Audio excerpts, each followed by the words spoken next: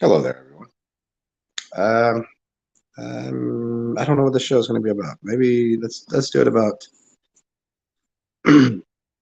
Well, I know I called it pots and pans and heavy metals, which I mean we'll have a little bit on that. But I was going to do it maybe like I'm living in a fantasy delusional world where people think that you give people a piece of knowledge of how to fix something. If I tell you how to fix your car, and then you wonder why, and you don't do it, and you wonder why your car doesn't work. People do that with their body all the time with diet and exercise and getting, you tell somebody, okay, here's how to fix some of your problems with your body. They go, well, I don't know how the body works. They go to a doctor, but even the doctors don't know because you're going to get cancer and you're going to get this and that's going to be outside.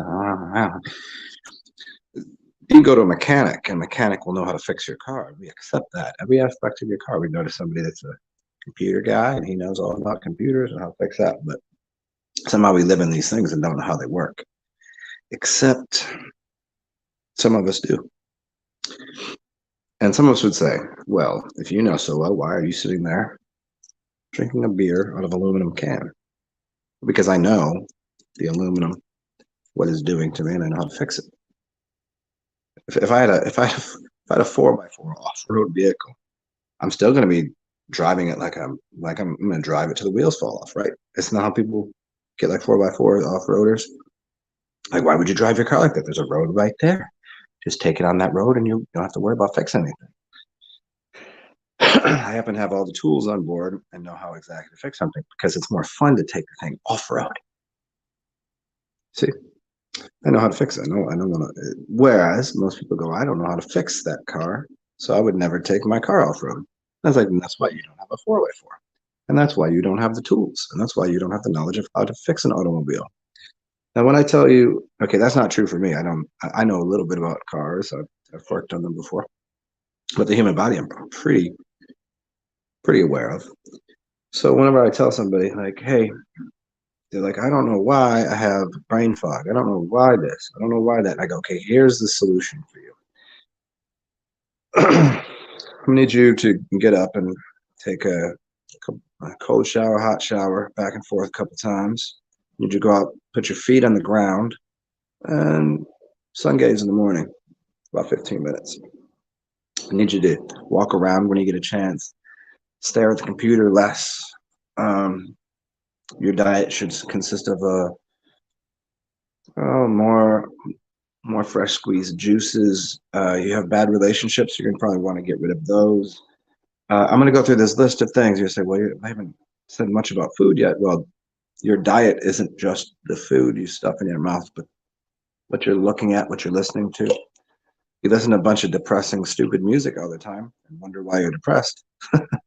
You're staring at this thing all the time and not realizing that the blue light that's coming off of this is causing a problem. You might need some tinted glasses that would help with your brain manufacturing certain chemicals and letting you sleep, etc., etc.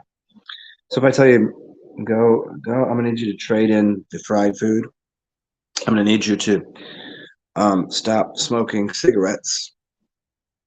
If you want to smoke tobacco, get the good stuff. Um, and probably do it less. And maybe add a glass of organic red wine to your diet. And we're gonna get you on some sauerkraut and some living foods, some ferments. And I go through this dietary thing that people should do. And then in a month, I'm like, how you doing? They're like, well, not much has changed. I'm like, well, did you follow the regimen that I gave you? They go, yeah. I was like, well, all of it? Well, no.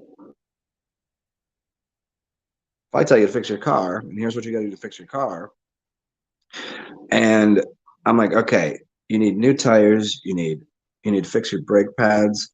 Okay, you need an oil change. You choose to do a few of those things.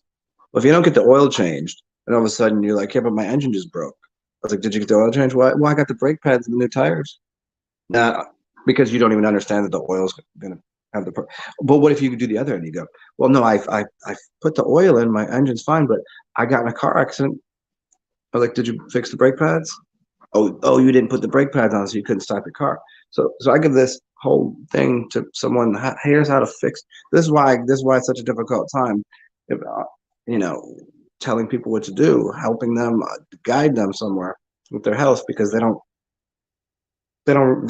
want it to like magically fix. They'll do a couple things that they want to and go, well, what you said didn't work. And I'm like, well, motherfucker, did you do everything I told you to do? And they will be like, nope. I'm like, well, no shit. What up, Branches? What are you doing?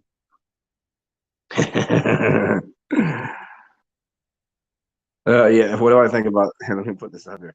What do I think about celebrity meat? Makeshift factory plant meat.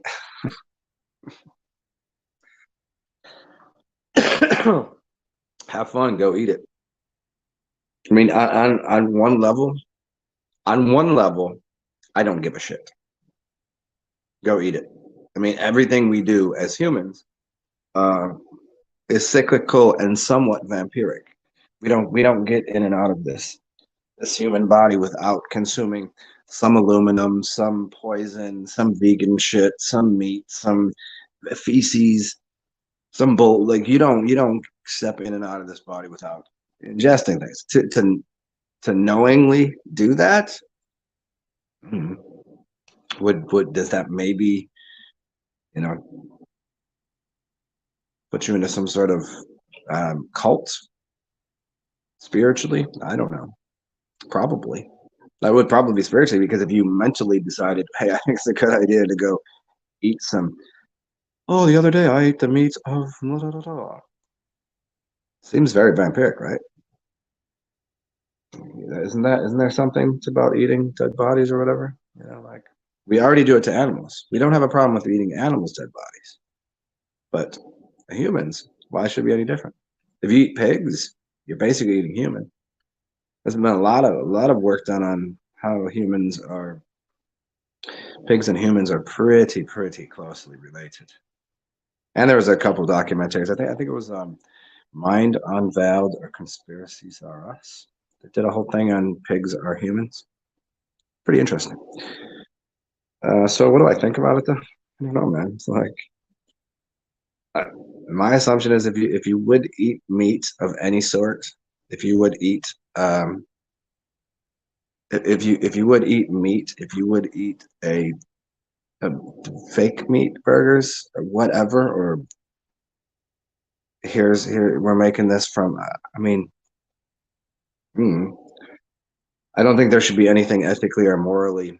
There's nothing ethically or morally bankrupt about doing it.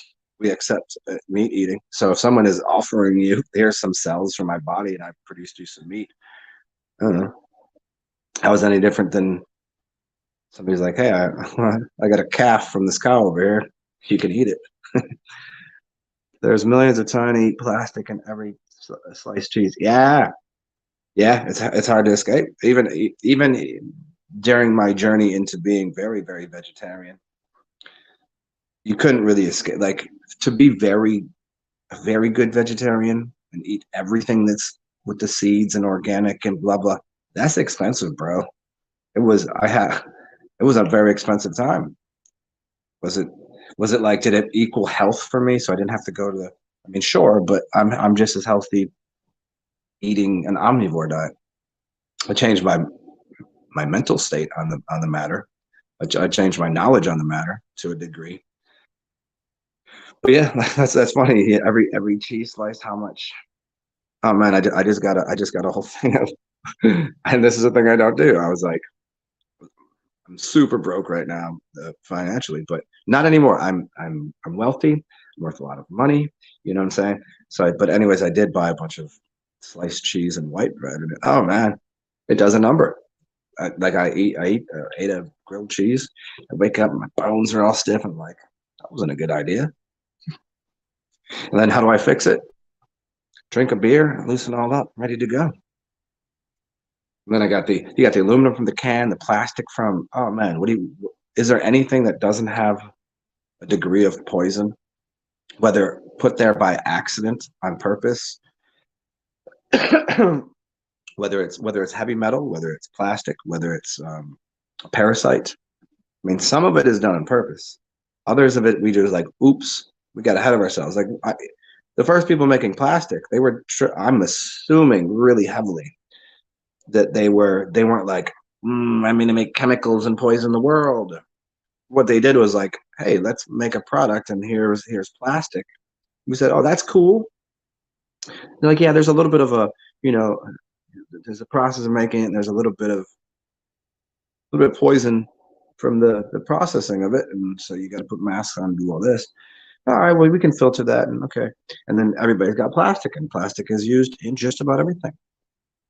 So then we solved some sort of problem here. We're helping society, and this is what I believe they thought.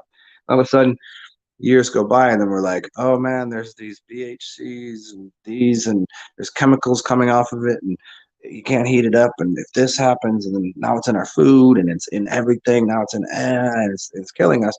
But people that originally made it are no longer part of the process, and there's hundreds of millions of people. There's billions of people using it that aren't just going to stop using plastic because they're not seeing an immediate, like, anything wrong with it. Even if you told them, they're like, yeah, everything's going to give you cancer. Everything's killing you anyways. They don't care. That's why people still eat McDonald's. They just don't care. They're like, it's not killing me today, is it? Nom, nom, nom, nom, nom, nom. No, it's not killing them right now. So, and there's too many people. There's too much money in it. Plastic companies worth billions and billions of, maybe trillions of dollars. They're just going to be like, oh yeah, we should. How about that company? You'd have to shut every plastic company down. Do you know how obscenely difficult that would be? You would have to have so many organizations in to try to stop plastic being made.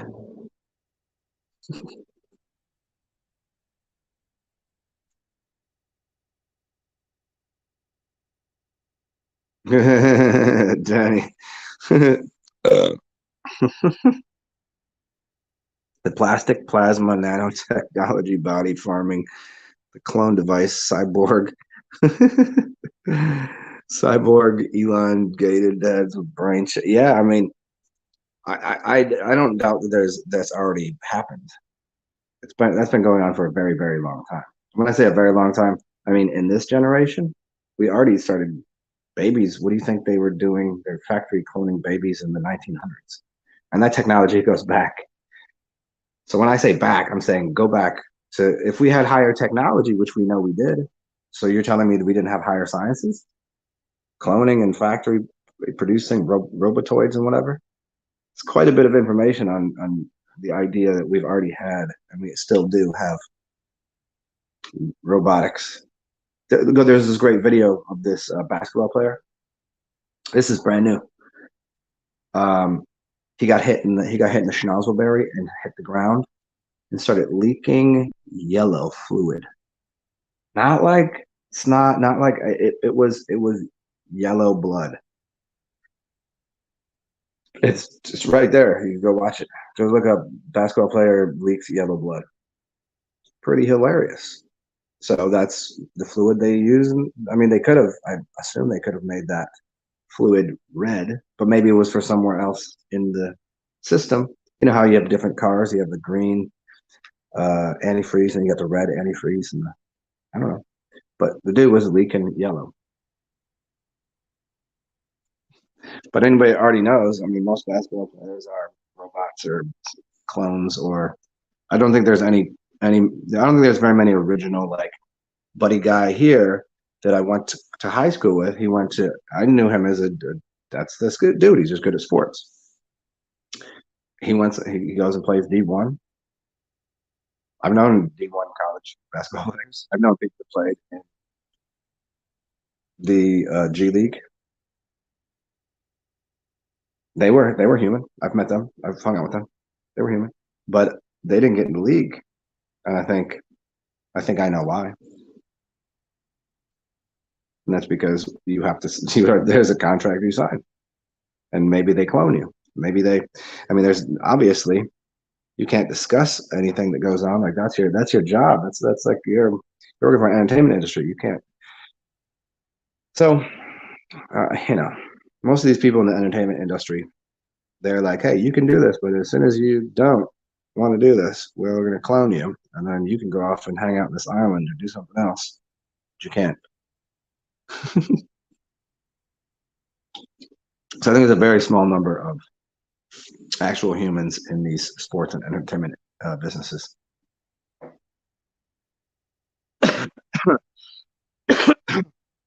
Beekeeper, you think we're in? Yeah, I think there. I go back and forth on that because sometimes, I mean, is not life spectacular? Is it not like this amazing journey and of wonderment and joy? And so, in that way, I don't see it. And other times, I'm like, oh, I'm so sad and depressing and whatever. That's emotional to think that. I don't really,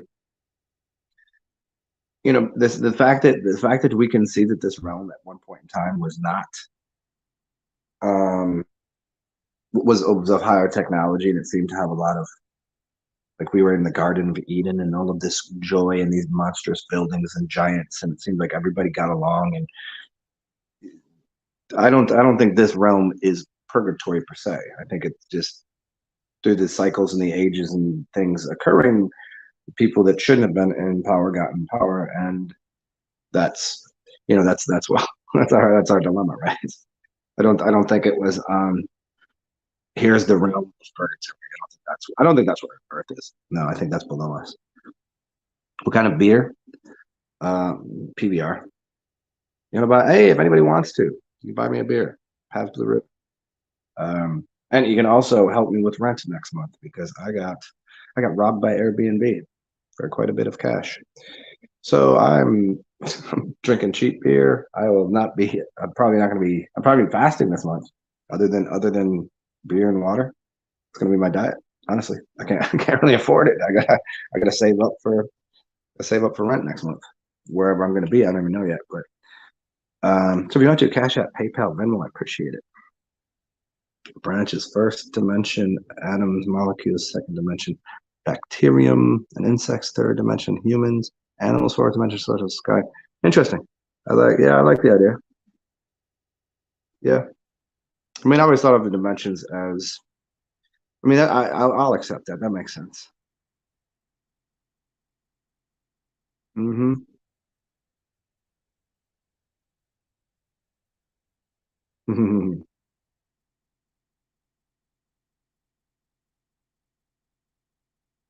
Out of thousands of plastics, supposedly, there's only like four types that can be recycled. I don't know anything about that. I've never looked into it. Um, yeah, I would guess most of it probably just gets burnt down into like chemicals, and it doesn't really. I mean, that's the interesting part too about solar panels and these batteries. I was watching a show on it the other day, and they go, the dilemma with solar panels is way deeper than most people think. The dilemma with these lithium batteries is even deeper than lithium mining. Once once they're done with the solar panels, there's the cost to recycle the thing and how much material they get out of it is so, like, it will cost like $20 to recycle 10 cents worth of material. It's not worth it. So they just throw it away. It literally just goes to the landfill. There's nothing. It's not even worth burning it down. So there's a lot of things like that that just, there it is. Or there's other stuff where, oh, there's plenty of reason to recycle that. There's a benefit, there's a cost, because there's an organic thing, there's an organic quality. It will go through the Here's the difference between organic and inorganic in this sense, or um, natural and artificial. Naturally, things will go through a process. You call it life and death, or you call it like what a flower would do when it's like at the end of the season it's cold, and the next season it comes right back up. Um, any of these materials will naturally break down. It's pretty basic stuff, but when you make something, when you alchemize it and you produce it yourself, like these plastics and things, then you have to unbreak it down yourself, right? A big metal machine, is it really, how much time is it going to take for water to rust the stainless steel. I mean, how long is it going to take for that thing to wear down? You'd have to do that yourself, or it's going to sit there and snap. I don't know about the. So what happens to the rest of the plastics? I mean, if they made something out of the plastic, couldn't they just reform it? Because any plastic can be maybe not recycled to that degree, but you could reform it. I mean, just giving an option here. I don't know. Any plastic you heat up, shape it differently. Could be repurposed, I suppose. So if we go from recycle, repurpose, reuse.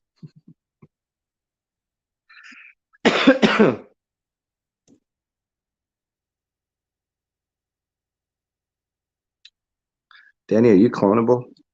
I don't think anybody would want to clone you. I think you already might have been cloned once.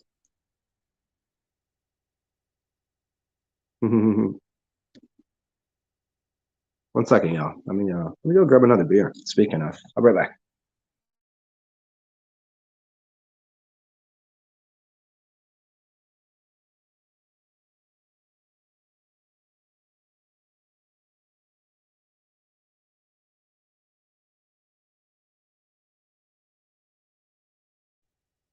Okay, we're back.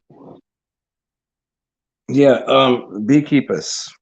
Beekeeper. Beekeeper.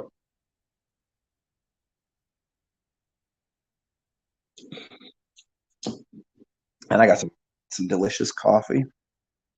It's a local brew, except for I don't have any milk or sugar, so I don't know how people do the coffee with no milk, no sugar. I at least need a little bit of sweetener. What do we got here?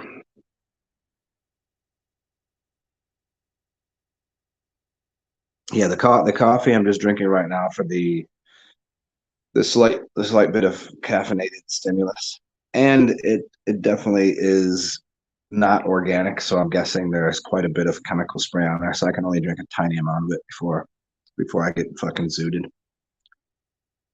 But I I bounced off the beer. So what's up, everybody else in the back?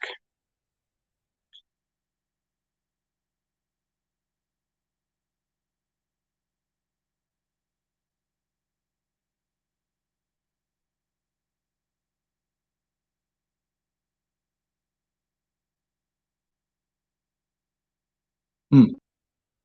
Where were we? So we were getting to plastics, recycling, heavy metals. Oh, here's an interesting one. Um, Here's two things I'm really interested in. Well, one for sure is mercury. Mercury has been in the ancient times touted as so many good things, especially considering Mercury is Gemini. It's part of a system, and it's metal, but it's liquid at room temperature. What a weird substance. But then we go, oh, it's poisonous, but we're going to put it into people's amalgam. What is an amalgam? And then put it into their face, and then blame mercury for the poisoning. Except for, I know through Ayurveda and through many other things, not only is it a source of energy for things, but they in Ayurveda they'll mix with their bare hands mercury and gold and form little balls and make pellets, and people eat them as medicinal medicines. But they tell us it's poison. Except for what they're doing is when they make an amalgam and put it in your face, they're mixing it with heavy metals. Go look up what a tooth filling for your tooth is made of. It's mercury and what? It's the other things that are poisoning you. My assessment here is that they've been telling us that mercury is poison. It's quite the opposite. Everything they've been telling us it's poison. Look up this dude. Look up this dude. What the hell is his name? Give me 1 second. He made a couple videos of the 70s and 80s. I'm sure he's probably got some later work. No, probably like 80s, 90s. And he worked on like nuclear projects and things like this. And he was always talking about how radioactive material. When you see these people in hazmat suits with these big yellow things on and everything, radioactive. And he's sitting there showing people in front of them that something's radioactive, and he'll just eat it. He's like, and I've been doing this for years. He's like, it's not doing anything. He's like, everything is radioactive. What do you think a radio is? It's a frequency. Radioactive, like your body is radioactive to begin with. You can throw all sorts of frequencies and sounds. And you have amplitude and frequency modulations. Everything, to it some degree, has a radioactivity about it, especially metals and crystals and things. So just the idea of like radioactive isotopes and stuff like this, and mercury especially, I'm finding to be more and more. Well, if they keep telling us that's the poison, that's filthy, they're putting hazmats, don't touch it with your hands, then I'm thinking it's quite the opposite. Because I know for certain that I used to say 80%, now I'm up to about 99% of what they've told us is absolutely, completely untrue, misinformation, false, and most likely I would go, now I'm at about 80% of it is backwards. 99% of it is false, misleading, taking down a path. But I'm up to 80% of it is actually backwards. So if they're telling you it's this way, it's actually the other way. So they're telling you it's poison, it's probably panacea. They're telling you it's panacea, it's probably poison. They're telling you about go green and get electric car. No, that's actually more poisonous. So that's backwards. As far as I can tell, the idea of Slavic people in slavery, white people that were the slaves, orphan trains, insane asylums, white people up in this. That was the slave trade didn't happen the other way. People were coming. People from America that were melanated were going the other direction. They were not bringing them here. See, so that one's backwards. Egypt was in America, not over there. That's backwards. So more and more I'm looking at history. It's becoming very, very apparent that everything is inside out, upside down. Where are we at here?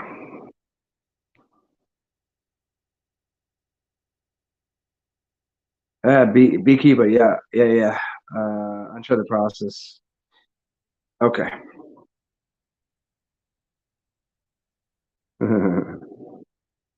Colombian coffee. It gets you going. Your Colombian cocaine. Your Colombian coffee and cocaine.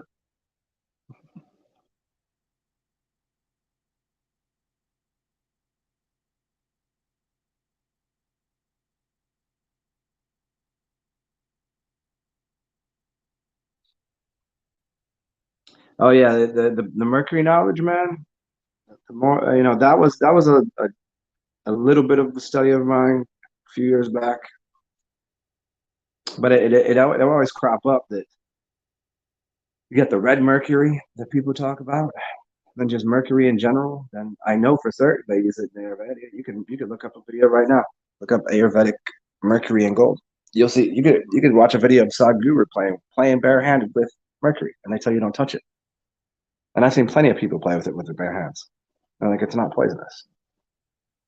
I'm sure if you ate large quantities of it, it probably would do something not so good for your system. But there does seem to be this connection between the silver surfer, mercury. I mean, the fact that at room temperature, and especially at body temperature, are we certain that we're not supposed to be drinking mercury? I mean, I'm just putting it out there. Is that the trick? People want alkaline bodies. People want crystal bodies. People want. Are we absolutely sure that we shouldn't just be consuming large quantities of mercury? What would be poisonous about it? I don't see the connection to. I could see why a heavy metal would be, because it would get stuck in your system somewhere, right? Heavy metal at room temperature, body temperature, is staying the way it is. It's like a heavy metal, iron. Why does everybody want iron in the diet? Iron rusts, and now you're going to get this iron that can be magnetized in your breakfast cereal. I know why they're doing that.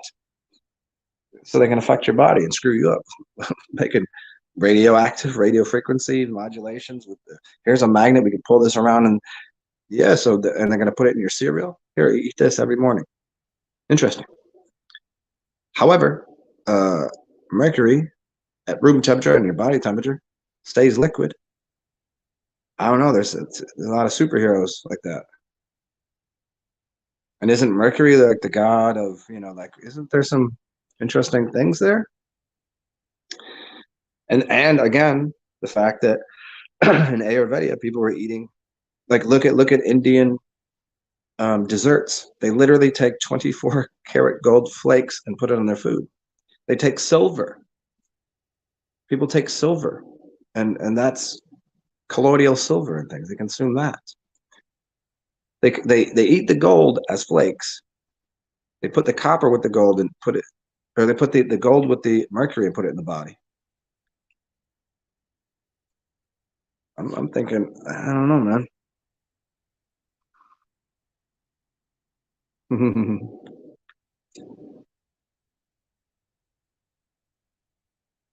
What's up, branches? What'd you say here? SpongeBob SquarePants episodes on lighting fire. Hmm. I mean, I know of that. Well, I mean, we can light fire underwater. There's arc welding, plasma arc welding underwater, and there are ways to make fire underwater. I don't think it's not using any oxygen in the water. Let's put it that way. There's no oxygen in the water. Water is water. It's not water isn't. I'll give you 100 reasons why water is not oxygen and hydrogen. It's just displacing where the water is if they make fire. It's already in the canister. Like they have like arc welding and plasma welding and something else. I don't know I don't know for certain how they're doing it, but I don't see why there wouldn't be some. I mean, obviously every cartoon and all the shows they have they're giving you clues. I'm not saying the people I'm not saying the people like you, the guy that's your neighbor that's drawing the thing out. I'm not saying he knows the secrets, but I'm saying the person that's writing the story, or the person like, hey, why don't we just why don't we do this? It'll be funny. But in reality, they're just suggesting, and they're like, oh yeah, we'll draw this. So those people don't know, but the people making the story, they know. They know full damn well. Uh, the producers of these movies.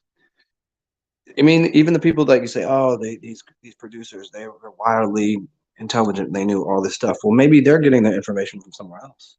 We don't know. Like when you talk about like Kubrick or any of these really amazing, um, you know,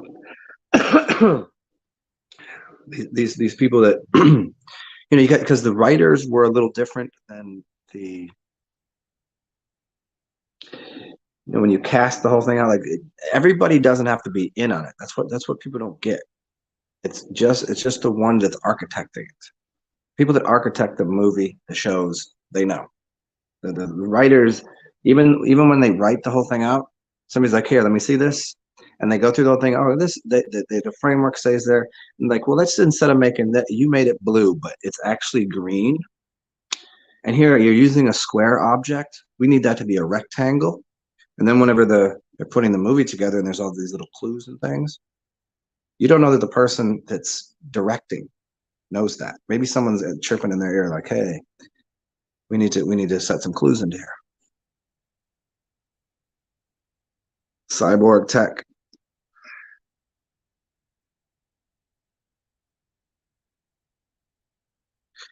Yeah, so the monoatomics make sense. Um, there's a few ways of extracting certain things, but they don't do that with gold. I mean, you can get gold monoatomics, but the the Indian people didn't bother. They didn't bother doing any alchemy with the gold. They didn't bother doing any alchemy with the mercury either.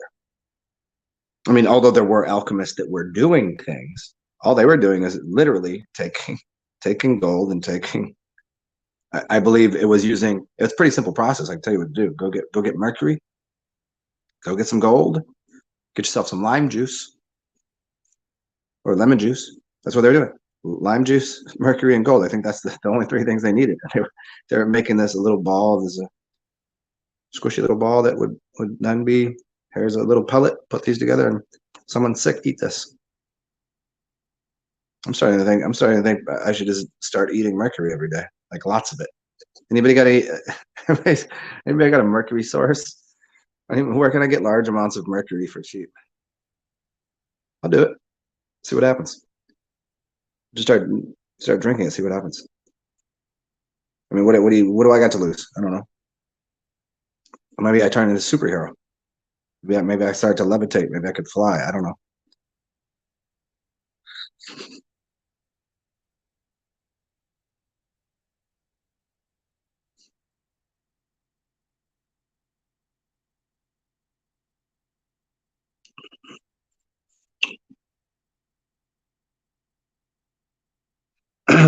Well, what things are already in the body?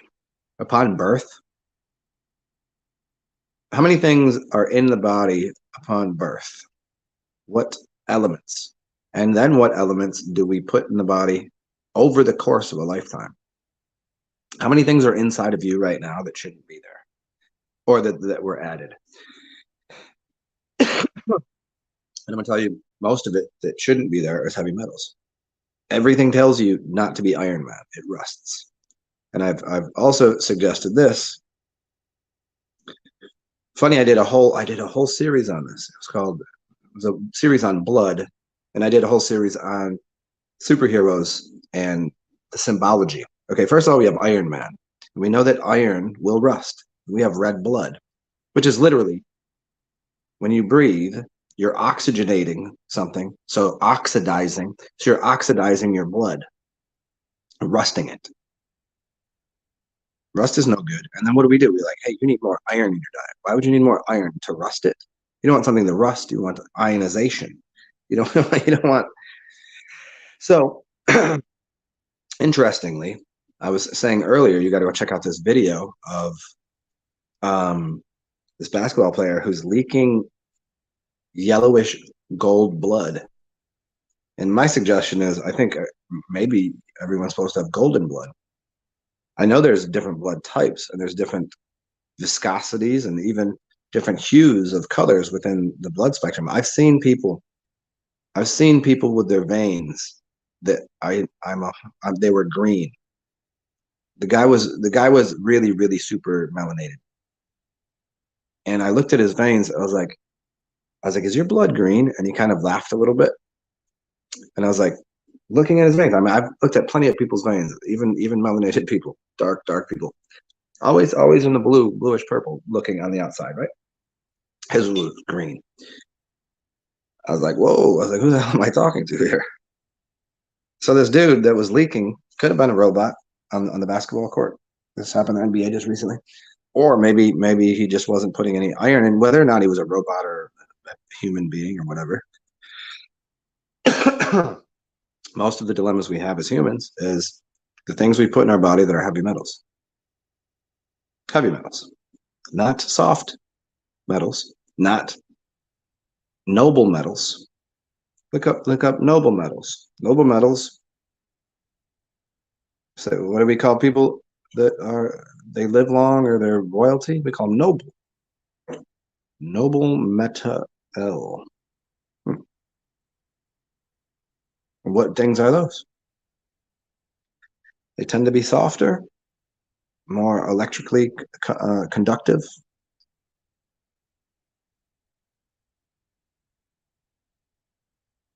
Softer, electrically conductive.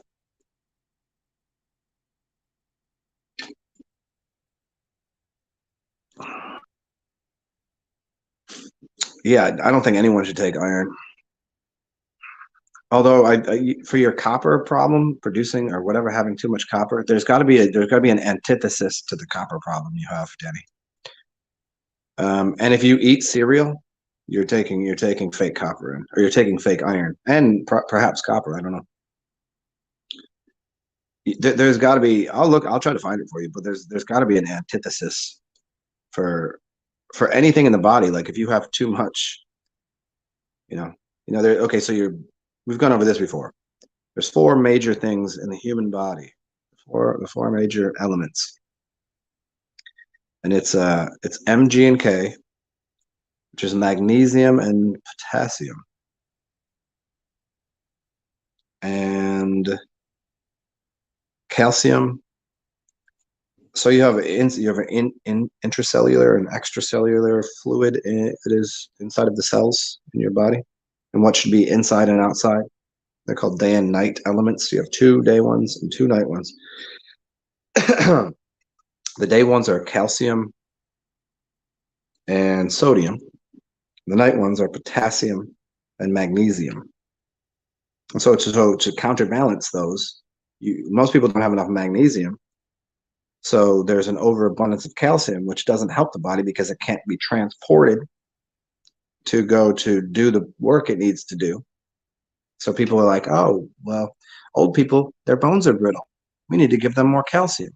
Now, that would seem like a reasonable, intelligent thing to do.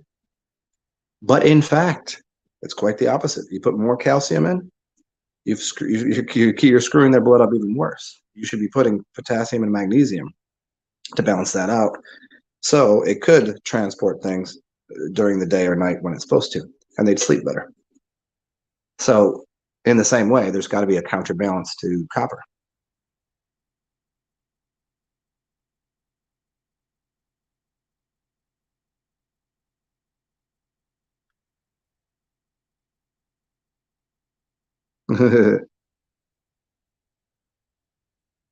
Gross. Like gross, no cereal. Yeah, turmeric, for whatever reason, it said that you need to take it with pepper, black pepper, and something else. Black pepper because it activates it. I don't know what that means.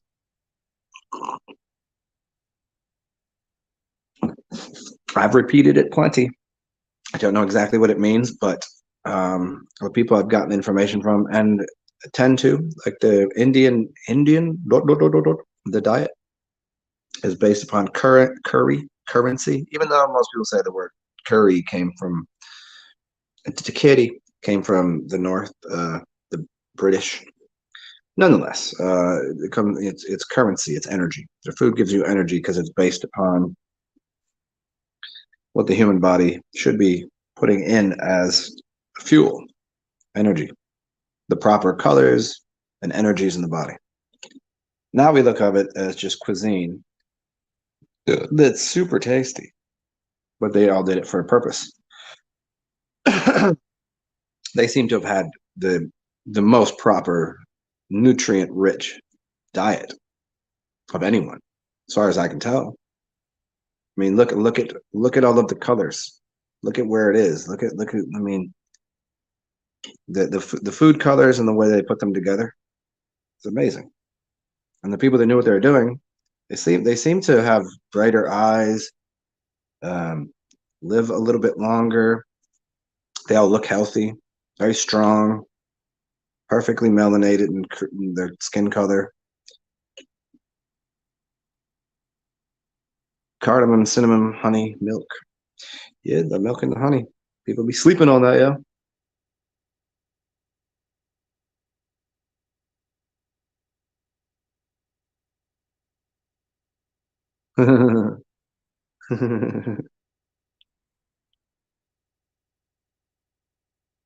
Yeah, they used the milk was to slow down because so the milk has fats in it, so that it slowed down how quickly the body would um, use whatever's. If you put something in milk, it's not as hot, right? And because of the fat in the milk or the oils, they would use butter, ghee, milk, fattiest. It would slow down how quickly it got into the system, so your body wouldn't use it all up at once. So you have dry curries, and you got wet curries, and you got milky curries, and it was all relative to where they were in the north or the south. So the heat connected to of the sun, the color of their skin, the melanation, connected to how much dry or wet curry they'd have, how much milk they put in something, how much ghee they put in something.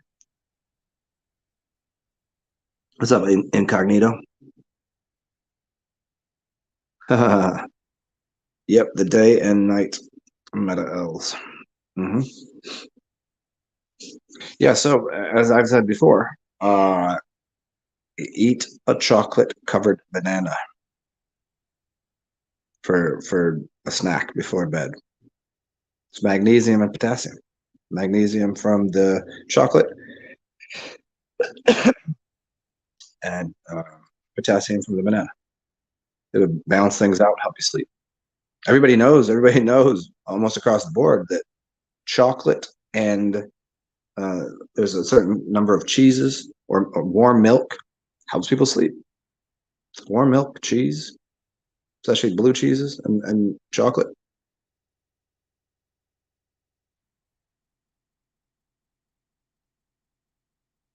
K2 and chickpeas. Yep. And that's a major staple of Indian cuisine. They do the mung bean and the they don't call it chickpea. What do they call it?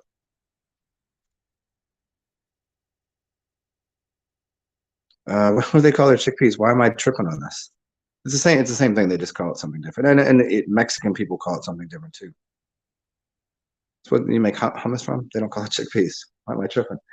Anyways, um, yep. The Vital chocolate banana, dude, for realsies. Well, yeah, I mean they make hummus, but what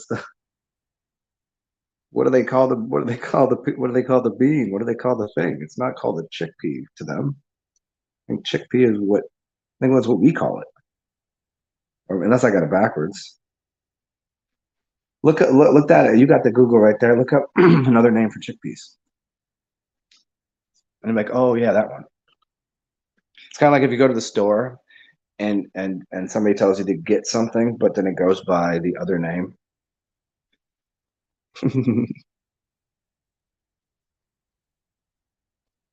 Garbanzo beans. Thank you. Garbanzo beans are chickpeas. Okay, they call it chickpea. That's right. India calls it chickpeas because it's chickpea flour. And garbanzo beans are the crazy little Mexicans, right? Garbanzo. Goofy. Danny stole your wrench. I don't think Danny stole your wrench. She just go whenever she just starts rambling on, you just go, oh, okay. You guys would just jump in there anytime you want. Because I know she's just gonna go, oh. Her brain just goes into like freaking hyperdrive. I think she has like 3 or 4 gerbils in her head with wheels spinning, and she's like, oh. I don't know if her brain ever just chills. Yeah, Danny, you definitely need a mouthful of chocolate bananas. You need a mouthful of bananas, dude. You need a lot of magnesium.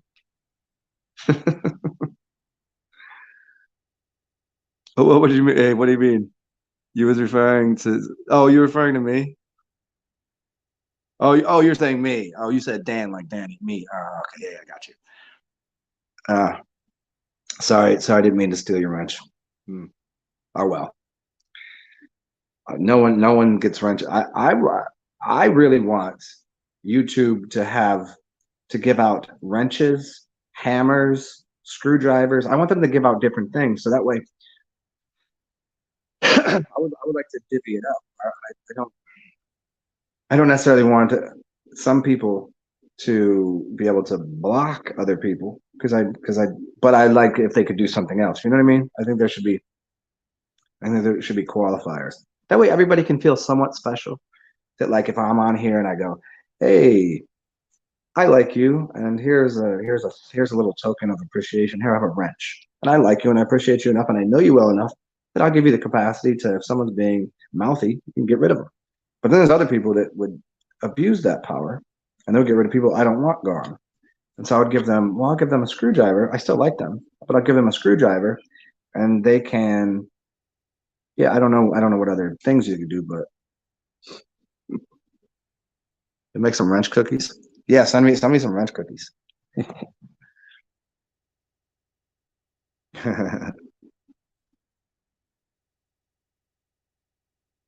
Uh, actually, you're planning not to eat for 72 hours. Pi- Pizza slices in the shape of wrenches or cookies. That would be easier. You get a cookie cutter. Well, I mean, you could do that with pizza too. If you had a cookie cutter, you could cookie cut pizza into wrenches.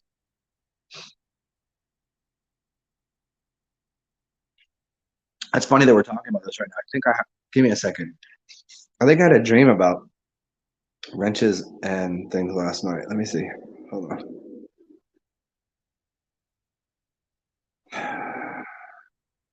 Yeah, I can't really access my dream right now. Damn it. My dreams. I had them when I woke up, but I woke up and I really had to piss, and that fucked up me getting back into the dream world.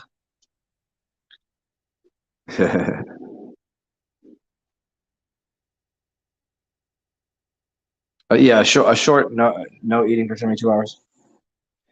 My suggestion to most people is literally do not do a 72-hour fast. And let me explain why. Do 48 hours, do not do 72 hours. Why? Because at 72 hours is when your body has gone through eating the most muscle proteins, and it's the most difficult thing to do because your body is still in eating mode. It still wants your glucose, glycogen levels that are in your body, and what it's asking for. It's going, okay, where am I getting this from? Then it starts to eat. The first 72 hours, you're eating a, a good portion of muscle for that. I'm not sure why the body goes right to the muscle, but after 72 hours, it goes, okay, I'm not getting fed, and it stops using muscle for it. And then you're using a very, very small amounts of muscle. This is why uh, 72 hour fasts are like basically chicks with, well, I say chicks, but dudes have it too. Like one is bulimia where you vomit, and the other one is there's the two eating disorders. Both are really bad because they what they're doing is they're getting rid of whatever before it goes into their system and processes. And the one they just don't eat, and then when they do, they eat a lot, but they don't eat for like 3 days, which is why they become so skinny and unhealthy. If you're gonna do a short fast, do intermittent, do the day and the night and another day. So then you're gonna get 48 hours. That's fine. But that third day, you're gonna be eating a lot of, and it's gonna be the most difficult. If you're gonna do 72, you might as well do 5 days because that way your body will, jump over jump over um, eating away cancerous cells, eating away nonsense of the body. This is the books that I've read on this one. It says, and it seems to be true. It'll go and eat all the dross off the body. It'll eat all the garbage that shouldn't be there. There's debate on how long it's supposed to take, but most of it says about 72 hours. Yeah, yeah, yeah. Yeah, well, so if you yeah, yeah. So yeah, you just if you can get through the 2 days, I think that's okay. Because you're the first day your body's not going to touch any proteins from muscles. The second day it will, but it won't be that bad. Then the third day it's eating away at body, and then it turns into autophagy. Phagy. That's so funny. Sorry, it was just an old joke a friend of mine had. Inside joke, inside joke. Um, yeah, do short. Again, this is I'll always say do a short intermediary. Do the intermediary intermittent fasts where it's like you're not eating. Like I don't. But most of my diet, if I say fasting, not eating food, like I usually don't eat food until sundown. So my fast is I'm on a Ramadan type dietary habit most days, anyways. And I've done that for quite a long time. I mean, they're fasting or feasting, basically. Some days I won't eat for like, I don't know. I'll just get into a fast. And I'm like, oh, I didn't eat yesterday. Well, I guess I'll do 2 days, or maybe I'll do 5 days. but also a true fast in the sense of for me, whenever I'm say fasting, if I call it a fast, it doesn't mean I'm not eating.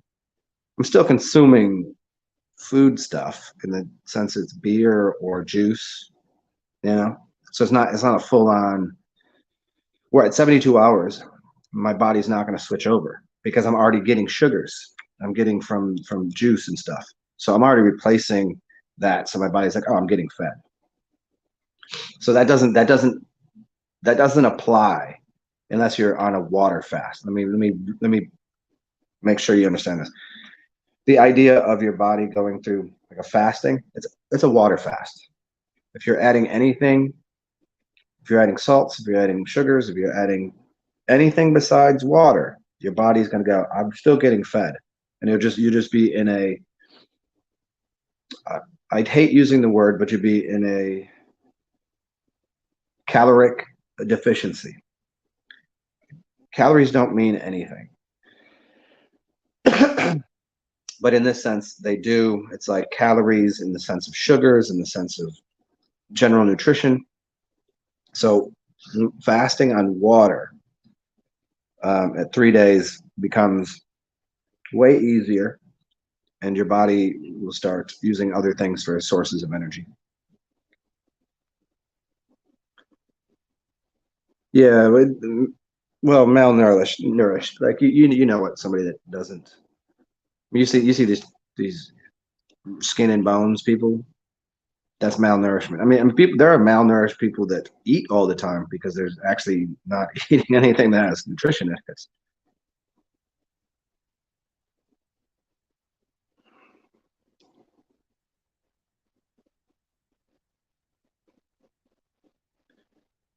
Yeah, yeah. You're wanting a sugar reset? Yeah. If you want the full on sugar reset, man, um, just fucking do it, dude. Just water fast for as long as you can. Just fucking just say I'm not eating today. Your body's only going to be somewhat upset with you for the first 3 days. The third day you'll be like, what am I doing? And it'll be it's a mental challenge. But after you've done that mental challenge a few times, you don't even think about it. I literally don't like. There's days that I've gone without, times I've gone without eating and just drinking water for a couple days, and it's not because I've processed it and gone through so many fasts that it doesn't even. I don't even think about it. The first time though, I was like, "What am I doing?" I was like, "I need to eat," and my body was, that need to be fed. That I need food. That was a big thing. I need food, and then the cravings from the sugar. Sugar was a major reset. So now, like the amount of sugar that I consume in my diet is next to I don't even know. Some days I'll pig out on sugar, but I feel like there's sugar in beer, there's sugar in alcohol. No, there's not. The sugars already got processed. We're past the sugars. There's no sugar in here. What's in what is it? What's in vodka? Yeah, show me the sugar in vodka. No, they processed the sugar already. And the body for if you really if, my belief is that the body is if it's running on glucose and glycogen, and the process in alchemy is when you put sugars in something and you let it breathe. So there's what's called anaerobic or aerobic breathing. Anaerobic means it's the way you'd kind of make vinegar. You'd put a top on it. And anaerobic, you'll start to make alcohol. If I have sugar in my body, am I not somewhat producing alcohol? And in fact, there are people that produce a, a pretty decent amount of alcohol in their body. And I think that's what we're doing anyways. But because it comes and goes so quickly that I think we're running off of alcohol. Why do I believe this? You might ask. Not only because it just seems that way, but if I say as above, so below, as within, so without, and everything that we look at in reality, if we look at you look at the way a TV works, you look at what a camera does, you look at what speakers do, you look at like all of these instruments and these things that we're looking at, and it mimics the human body, the eyes, the ears, and if I look at a car and see how the car is functioning, like what does a car really run on? We lubricate it with some oil, keep it moving.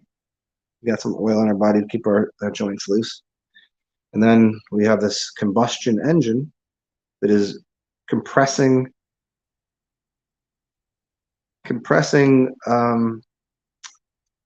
alcohol.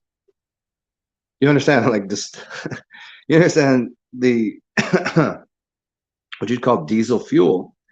The only reason you can't drink it is because they put poison in it.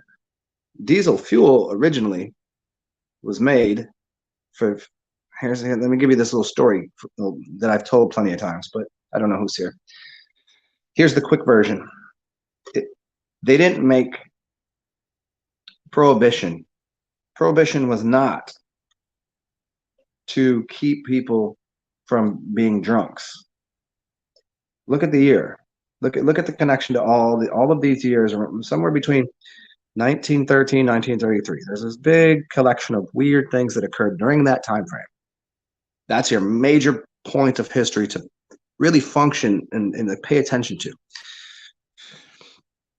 So during the Prohibition, it was so farmers didn't have fuel. Didn't have fuel for their factory, for their equipment, because that's what they were using it for. That was the whole thing. They made you think it was for something else. They made you think it was because people wanted to get drunk. I mean, sure, people were getting drunk, no doubt, but so they couldn't. So they didn't. This is when they want to take over farmland and take over our production. Blah blah blah. We got to get rid of and the schooling system and. Look into John Taylor Gatto and the underground history of American education. These all happen at the same time. Think of when the woman started being put in the workforce, Prohibition, schooling system, all right in that area. It's all happening for some industrial weird thing that's going on. Now, as I'm saying this, my original point was that if these combustion engines that are running on gasoline, diesel, that humans can function on and use, a small amount of alcohol, I guarantee everyone functions better. I'm not telling anybody to go get drunk. I'm not telling you to drink beer. I'm telling you a small amount of alcohol. I know people become looser. They become a little stronger. They become a little bit more engaging. They become a little better. I'm not saying to overdo it, but if you look at the way an engine works, you look at the combustion engine and it's compression, it's an explosion, and it gets going. Don't overfuel the engine. You ever overfuel an engine, it'll shut it off. It'll break it. It's the right fuel to air mixture, and that fuel is alcohol. Humans work much the same, as above, so below. Those things are mimicked off the human body. They have an air filter. We have that as our nose filtering air. Yep, and all sorts of same similarities. Let me go. Where are we at here?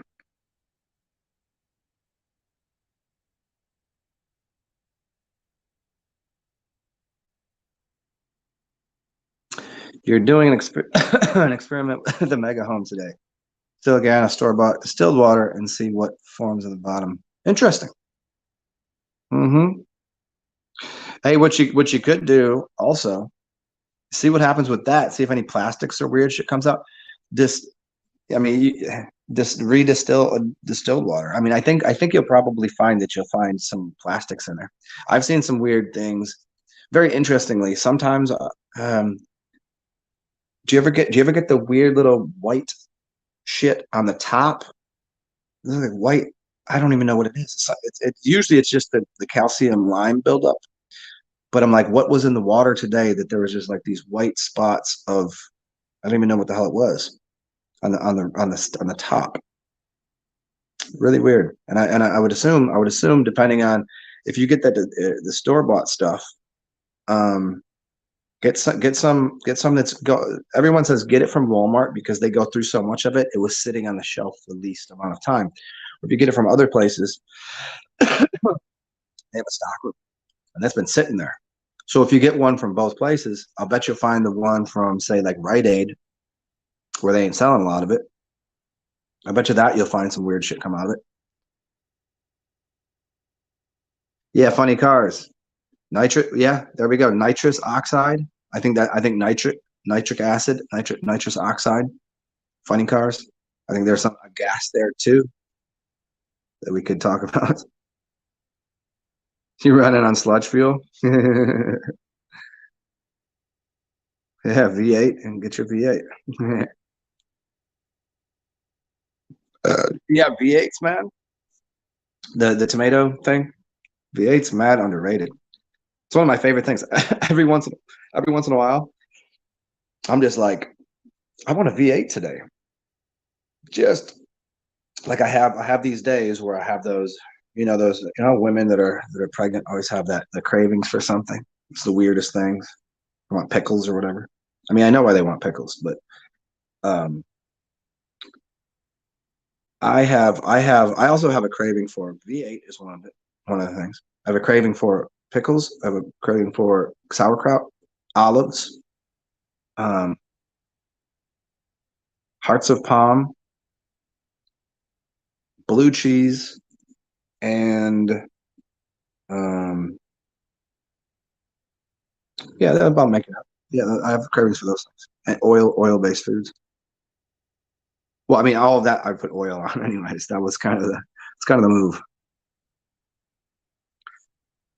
You did not get notification. You are, yeah, well, I told you that's never going to happen.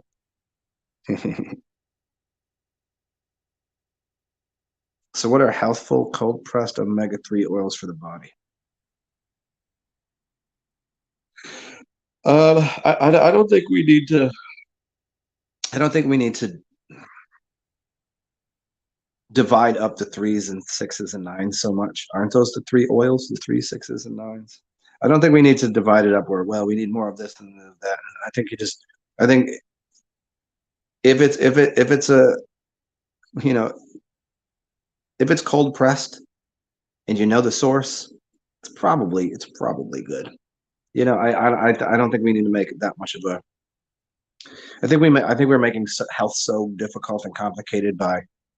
I read this one person and they're like, "Oh, tomatoes are no good." This person's like, "Yeah, but you can't eat cabbage. Cabbage is horrible." I'm like, "Oh, I don't think so. I've been watching. Don't eat these things." I'm like, "You're telling me Jamaicans they eat cabbage all the time? That's like part of their. That's a mainstay of what they're consuming. Same with these people over here, these South Africans. Like, what are you talking about? Like they're super healthy, but now we can't have it because and you can't have these things because collard greens are no good. And this is and I'm like, and you get all of these different, and then cold pressed vegetation oil was made initially to be um, for auto parts to be no it's from cottonseed oil. It's called Crisco, crystallized cottonseed. Cotton isn't a fucking food, is it? Cotton, not a food. So cottonseed oil is not to be ingested. Cottonseed oil was made for lubricating parts. Cold pressed oils. You're telling me people like there's no oil in vegetables. And there certainly is. You ever had avocado oil? How do you think they're making it? Magically, just call it oil? Like no, just there's too many people all against vegetable oil.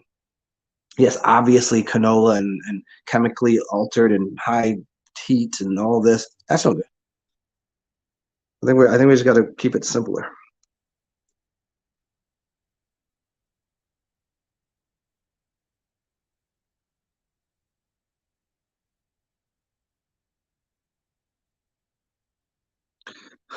Wait, now the HEB, I don't know what the HEB means. Huh. Which distilled water is kosher? Wow, that's crazy.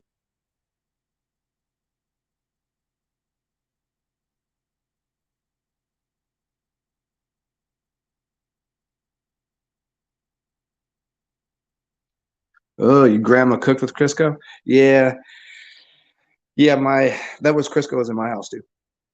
Hmm. My grandmother and well, not my grandmother, but the old woman that raised me and her mother, they had Crisco everywhere. Luckily, they didn't cook that often, but when they did, they used it, I'm sure. Oh, just thinking about it. Ugh. It's like it comes in a it's white pasty stuff. Like just looking at it, I'm like, there's no way. Like right now, if I were to go look at something, I'm like, that is no way that's supposed to be for human consumption.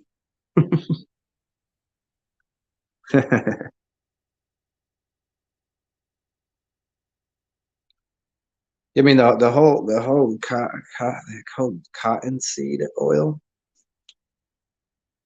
I mean, I'm not sure of the process, but it would seem like the cotton would be used for clothing, and the oil from the cotton would be used for lubricating parts. I mean, isn't that the size of it? I don't know, but it seemed like food would be food because I wouldn't eat cotton, right? So why would I eat the oil from it? I would eat an avocado, so I wouldn't consume the oil from it.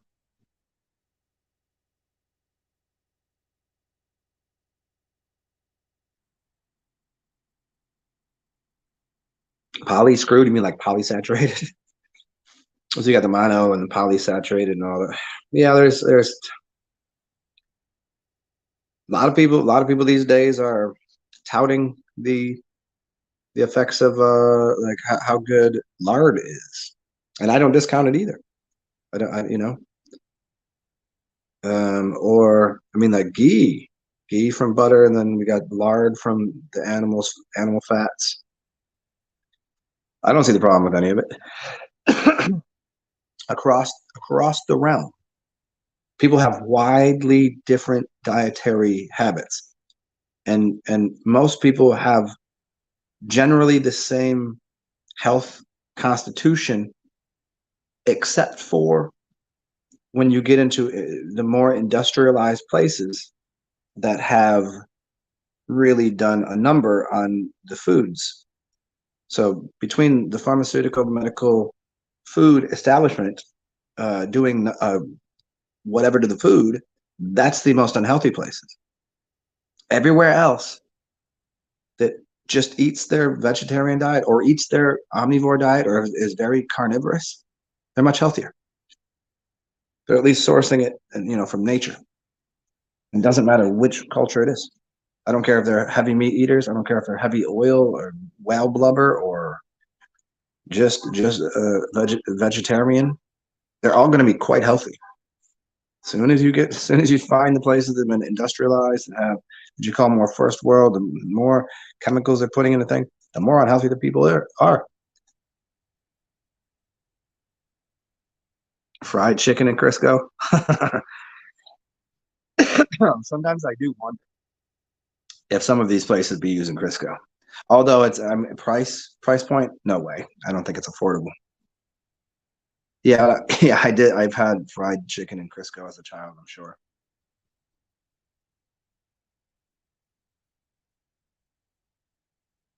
Yeah, Crisco's used to make. I mean, see again. There's no doubt. There's use and purpose to the oil. Here's an interesting thing. Here's a little note you might make on candles, and you can try it out for yourself. You can look up a couple videos. Um, beeswax candles, and then you have soy candles, and then you have your other oil candles, whatever. If somebody lines them up and you were to look at them, and you could, I think I'm sure that you could probably find videos of this. It works the same way. The beeswax candle will have. Remember when you used to draw a candle as a child with the flame, and around it there would be an aura, a circular aura around this flame. Remember this? You can see it. It's very obvious, but it's only on beeswax candles. And there's a bunch of reasons why in the geometry and interesting. It's a really long research, but if you use soy candles, it doesn't happen the same way. And there's noxious poisons in the soy, but that's not actual soy because there's so many chemicals and processes that they're doing. And I bet the other ones, I'm sure of it, don't have the auric field around it, but Beeswax candles do. I don't know what moon's wax is. I don't know what that means. What are you talking about? Moon's wax? It's like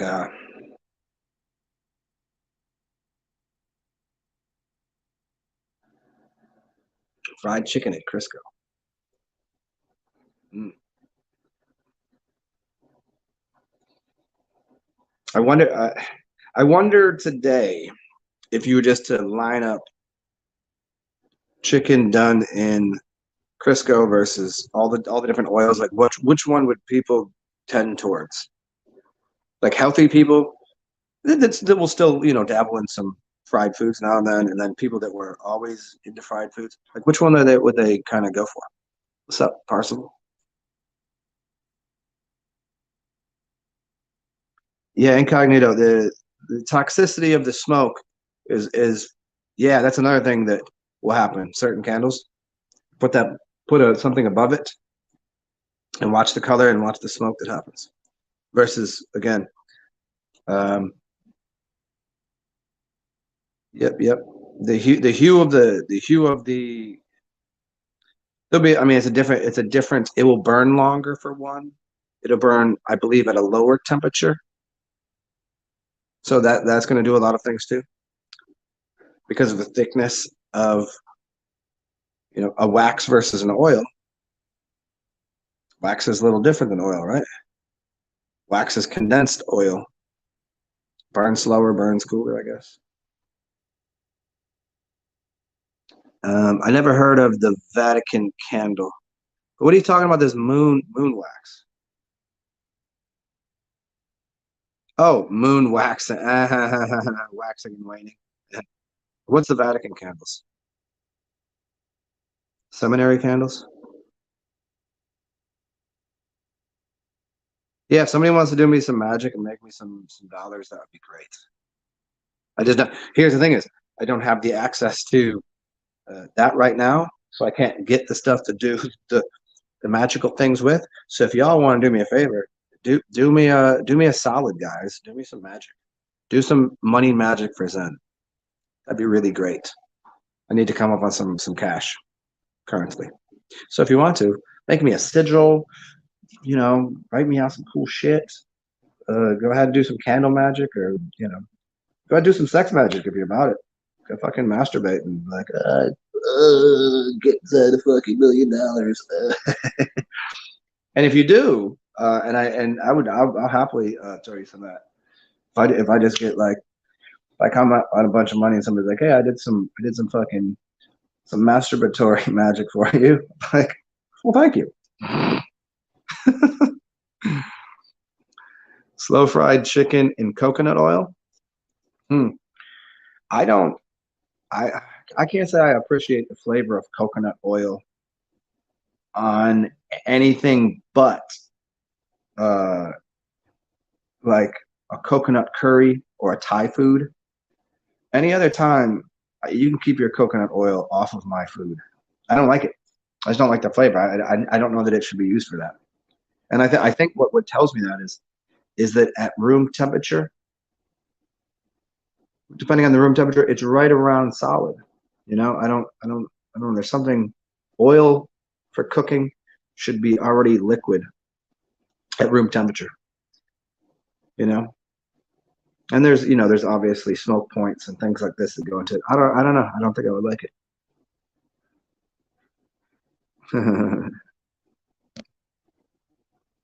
Wait, hold on. Where's Junie at?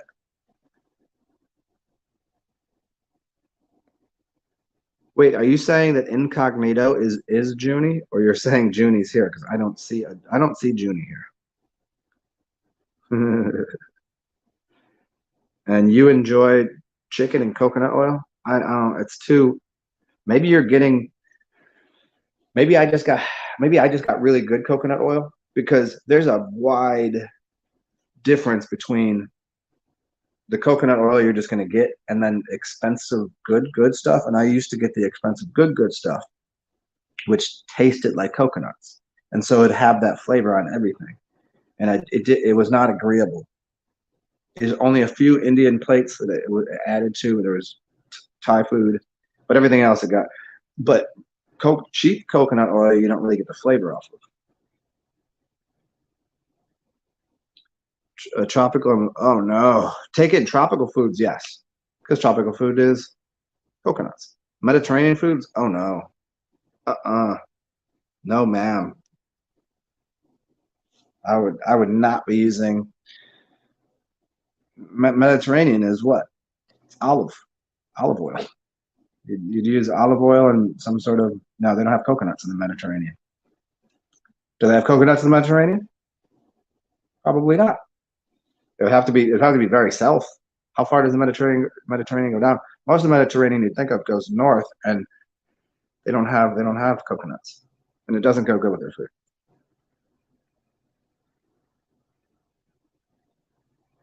A, a base boat came out.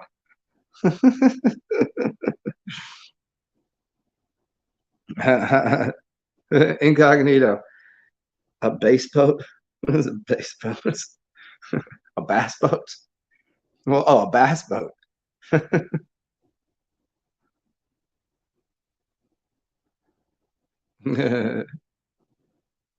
Pineapple chicken. Yeah, a pineapple. I see you right there, Danny. See, a pineapple chicken with coconut is fine.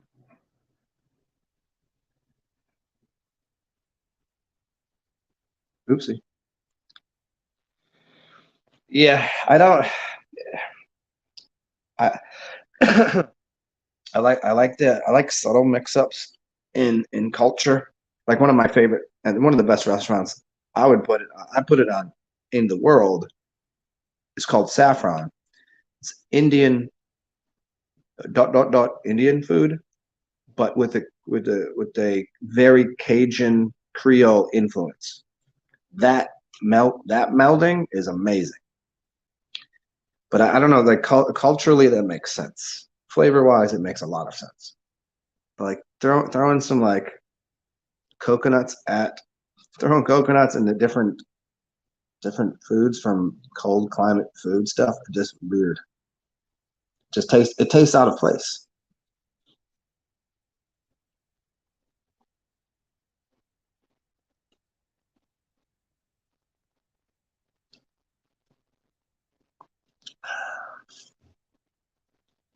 Oh man, I wish I could show you guys. Well, if you whoever's on my IG, you can see a portion of the festivals yesterday. The they were so, they were so big. Those were some really big floats they had, and one of them uh, they hit something. They hit the light with it, and it popped it. They didn't plan the whole thing out too well, but they did a good job getting down the street. They like underneath the lights, in and out. Yeah. So the part of the parade I was at was pretty awesome. It's like 3 hours of awesomeness. And but there was a bonfire last night that I missed. I was so ready to take you guys to that, and then I came home because I had to pick something up, and then I just got lazy, sat on the couch and ate fish, bass, the fish, bass. Well, whatever. Then don't next time you do some sex magic, uh don't dream about fish. Just dream about then getting money. Do that. I want money in fish. I want it in usable, spendable currency. Sea bass is good. I mean, okay, some fish you can do with coconut oil. I'll accept that.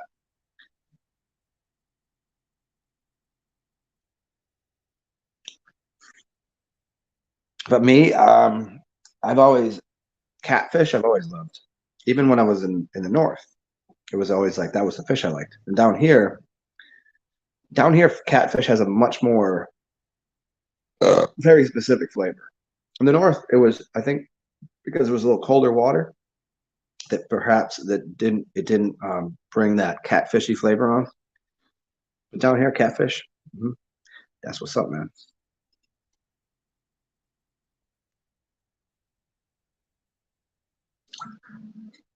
Catfish with those little whiskers. Sting your ass.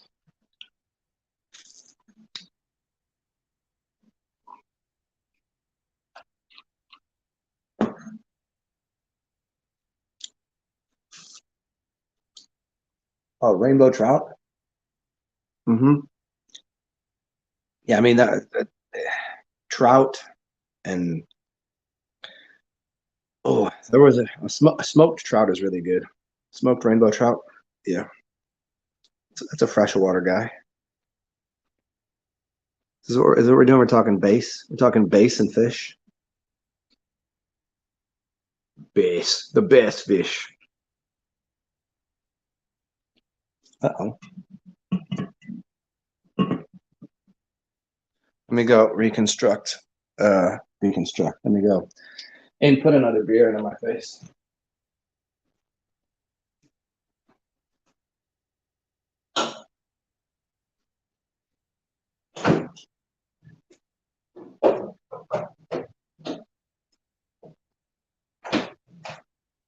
Okay. Let's see, 10 o'clock Sunday morning, December 4th. Welcome to my humble new short-term domicile. And it's another beautiful day outside. It's going to be 70, 73, 74 all week. That's pretty exciting.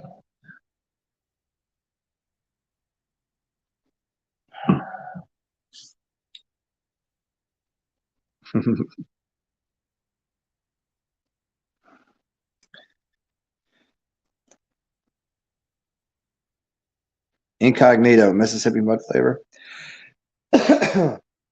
You think so? You think the muddy Mississippi is what's causing that? Yeah, because there's a slight bit more saltiness and fishiness to it. Well, I guess as if you go up the Finger Lakes, fish doesn't have a fishy flavor. Freshwater, colder freshwater fish don't have as much of a fishy flavor. The more you get to the warmer climate and the more you get to sea fish, the more fish tastes like fish. Catfish is a sin food. You call it sin food? Peanut oil? I never heard of catfish fried in peanut oil. Peanut oil is for French fries. Peanut oil is for French fries. Hmm. I would do a I wouldn't do a full on peanut oil, but I like a little bit of that peanut oil flavor on my French fries. That's Five Guys burgers and fries. Good stuff. Um, yeah, I don't here incognito here the catfish I wouldn't consider a sin. I think it's just what we eat. I don't know. I don't know. I mean, there's enough people here that do the Lent thing or whatever, but the rest of the year, I'm like, you guys are like just eating everything. You're a bunch of weirdos, drunks, and you eat everything. Like that's the most catfish is the most sinful thing you're gonna do.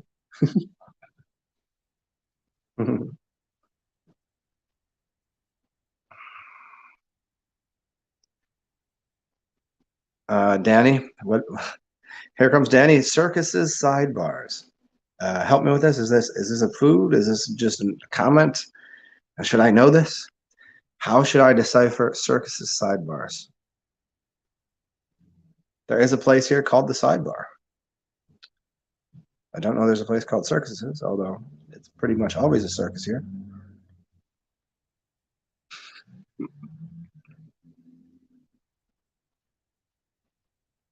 Yeah, sometimes it's amazing the amount of.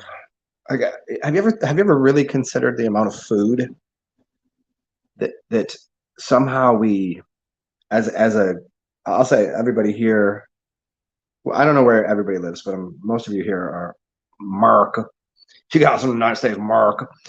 To have okay, we got 300 million people. I guess I think that's an overestimate, but whatever. I know. Well, this is what it says. Yeah, right. I don't believe any of that stuff. But okay, let's say 300 million people. Everything that goes into, growing, catching fish, animals, canning, processing, packaging, moving, putting in the store, purchasing, somebody there, and then getting it to here to put into our faces. Like, man, that's a whole thing.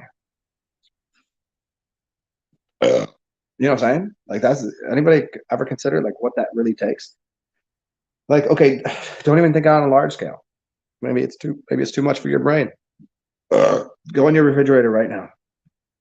Go find a can in that you have of food.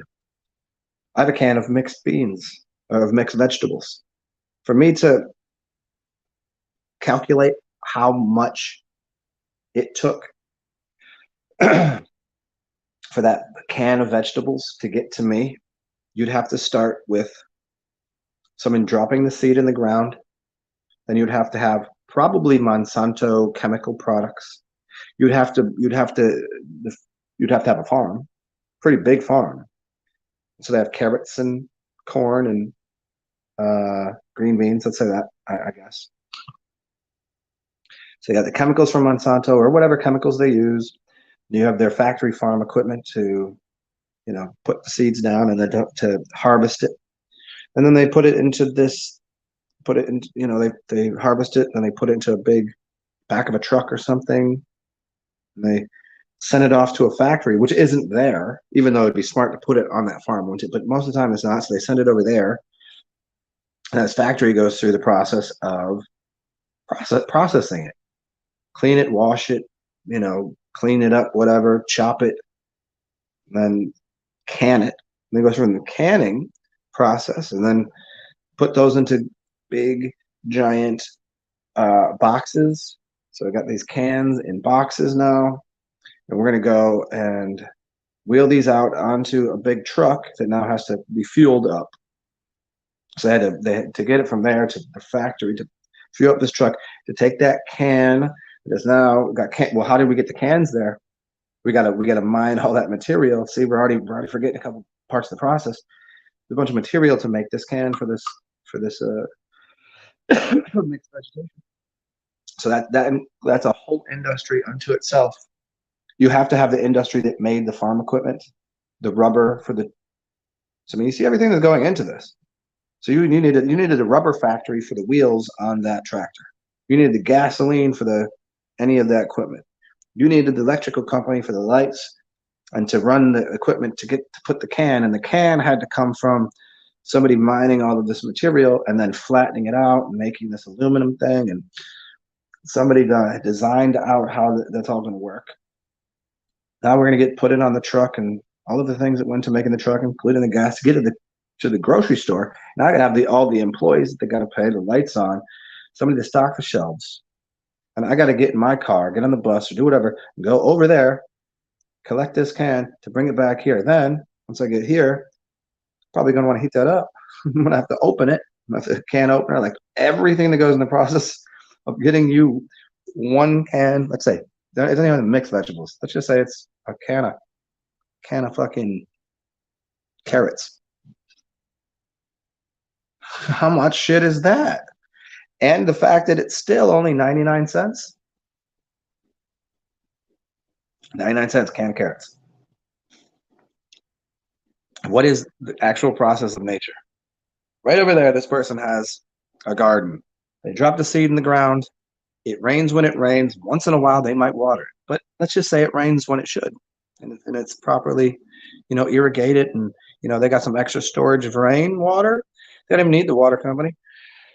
That carrot's going to grow. I'm going to walk over there and say, hey, let me get some carrots. Can I do something for you in return? Sure. Help me harvest the carrots for the day and take as many you like.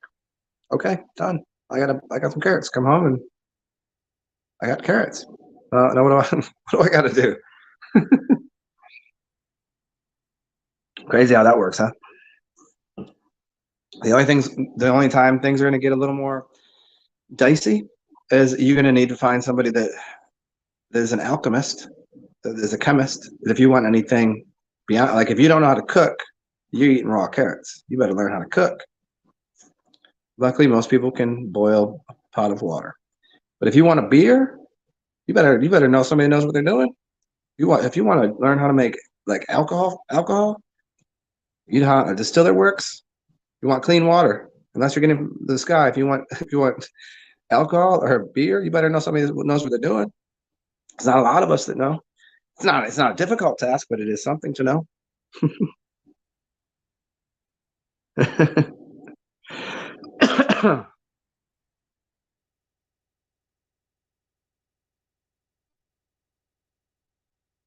Incognito, I missed you put a picture up and gave me a square. Here, has anybody ever considered that? I think mason jars are great for food storage. Absolutely. Isn't it interesting we call it masons? Mason jars. And you know what they call them? Ball jars. So we got ball, BAAL, ball. Ball is connected with the masons. We have ball jars and mason jars. Same things, right? And what do? They hermetically seal something. So it's connected to Hermes. So ball is connected to the masons, which is connected to Hermes. Hermes is a hermetic seal, which means to close something and seal it.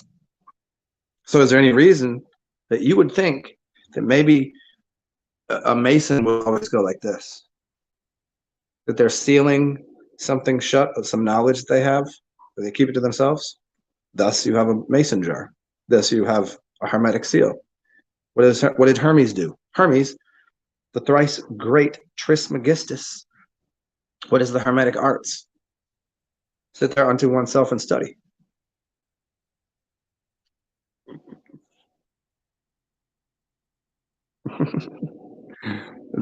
Am I reaching here? I fucking absolutely am not. It's written right there for people. I just explained it to you. Who's explained that to anyone before? Nobody. Because nobody listens. They don't care.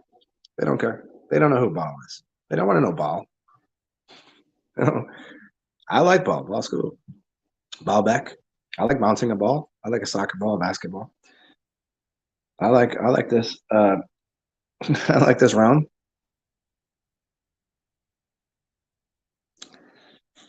Yeah. Do you want me to further that exercise into um, the hermetic arts, the seals, the seven seals?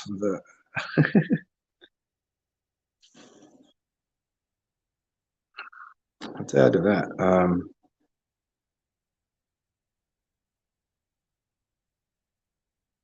Yeah. So many ball jars. Did I have mostly mason or ball jars? Whenever I would buy them used, they would always be mason jars. Whenever I bought them new, they'd be ball jars. I think it just so happened that way. Hmm.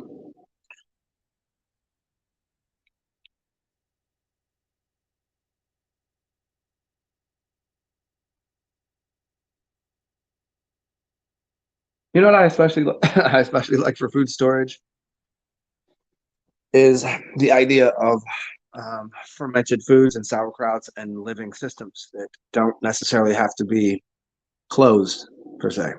Um, there's like ways of keeping food uh, cold using the correct shape of an egg and using clay and water, etc. There's all ways of doing this, and ferments and there's a lot of things that really they don't need a tight seal or lid to be still not only healthy but maybe more healthy.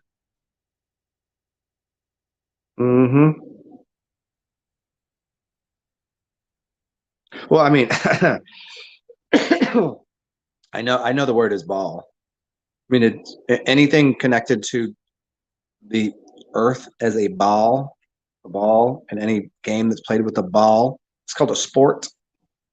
It's an S port. It's a port for S. S is snake-like energy of Kundalini or of any sort of serpent. tightening of energy spine, like the caduceus. That's 2, which is connected to Mercury, money, and not necessarily strictly health. That would be 1. That would be called the rod at Lacipolus. But nonetheless, there's a snake there. There's two on the Mercurian and 1 on the rod of Lacipolus. That's snake-like energy, so it's a port for S. Port energy through something. This is why sports use balls.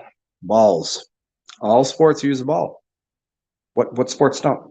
You have a tennis ball, you have a bowling ball, you have a soccer ball, you have a basketball, you have a baseball. Where are you not using a ball?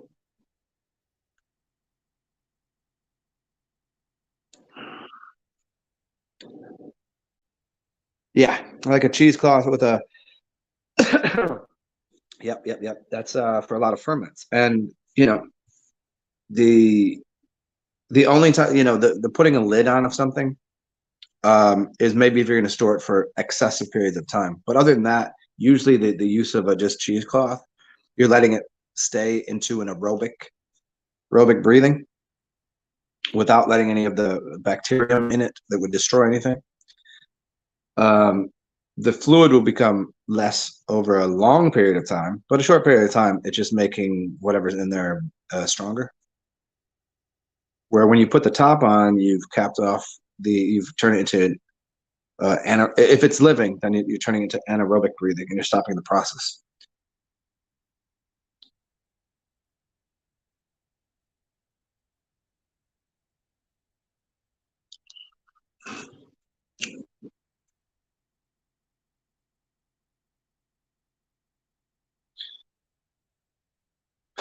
So sports. Hmm.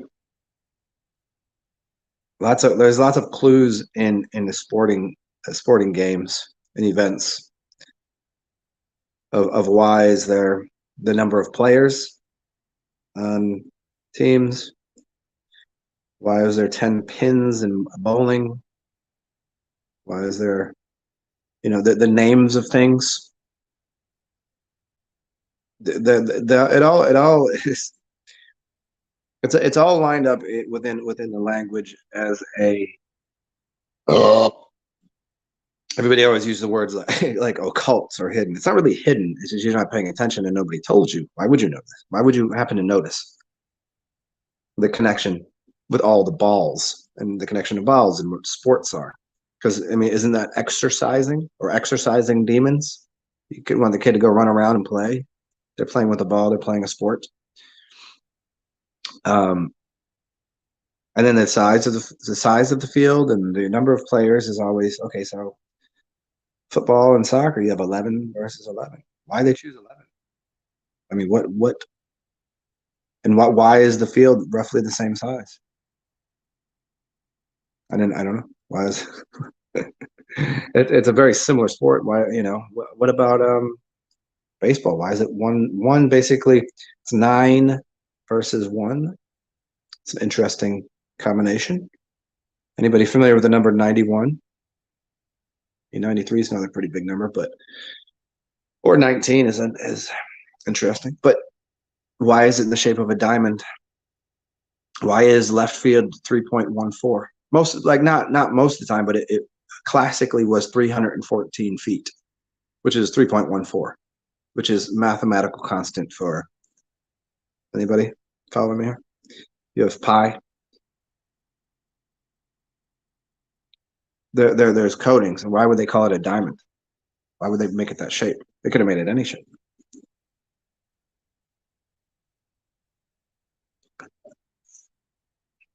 A bowling ball? They're bowling. What's a bowl? Why are there gutters? Why are they called pins? And why are there 10 pins? I mean, you can make the game any way you wanted it. Clearly, you could have a. Why isn't it 7 versus 7? Why isn't it 8 versus 8? Why is the field the size it is? It clearly is a construct at work. Why is a basketball hoop 10 feet? Just seemed like a reasonable height to put it. Seemed like the smart place to put it. Why is the ball the size that it is? Why is the rim the size it is? Why the a goal for soccer? Why is it 8 foot high by 24 feet across? Why in that thirds? Why is it roughly the same dimensions as a television? What is the construct? What are they? Why is your phone that? Why is your TV that? Why is if I look down at the field, it's roughly, there's mathematical constants at work, and that would just be from the mathematical standpoint.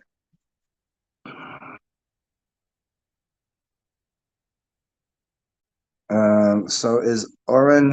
Where are we at here? So is Oren the philosopher's stone?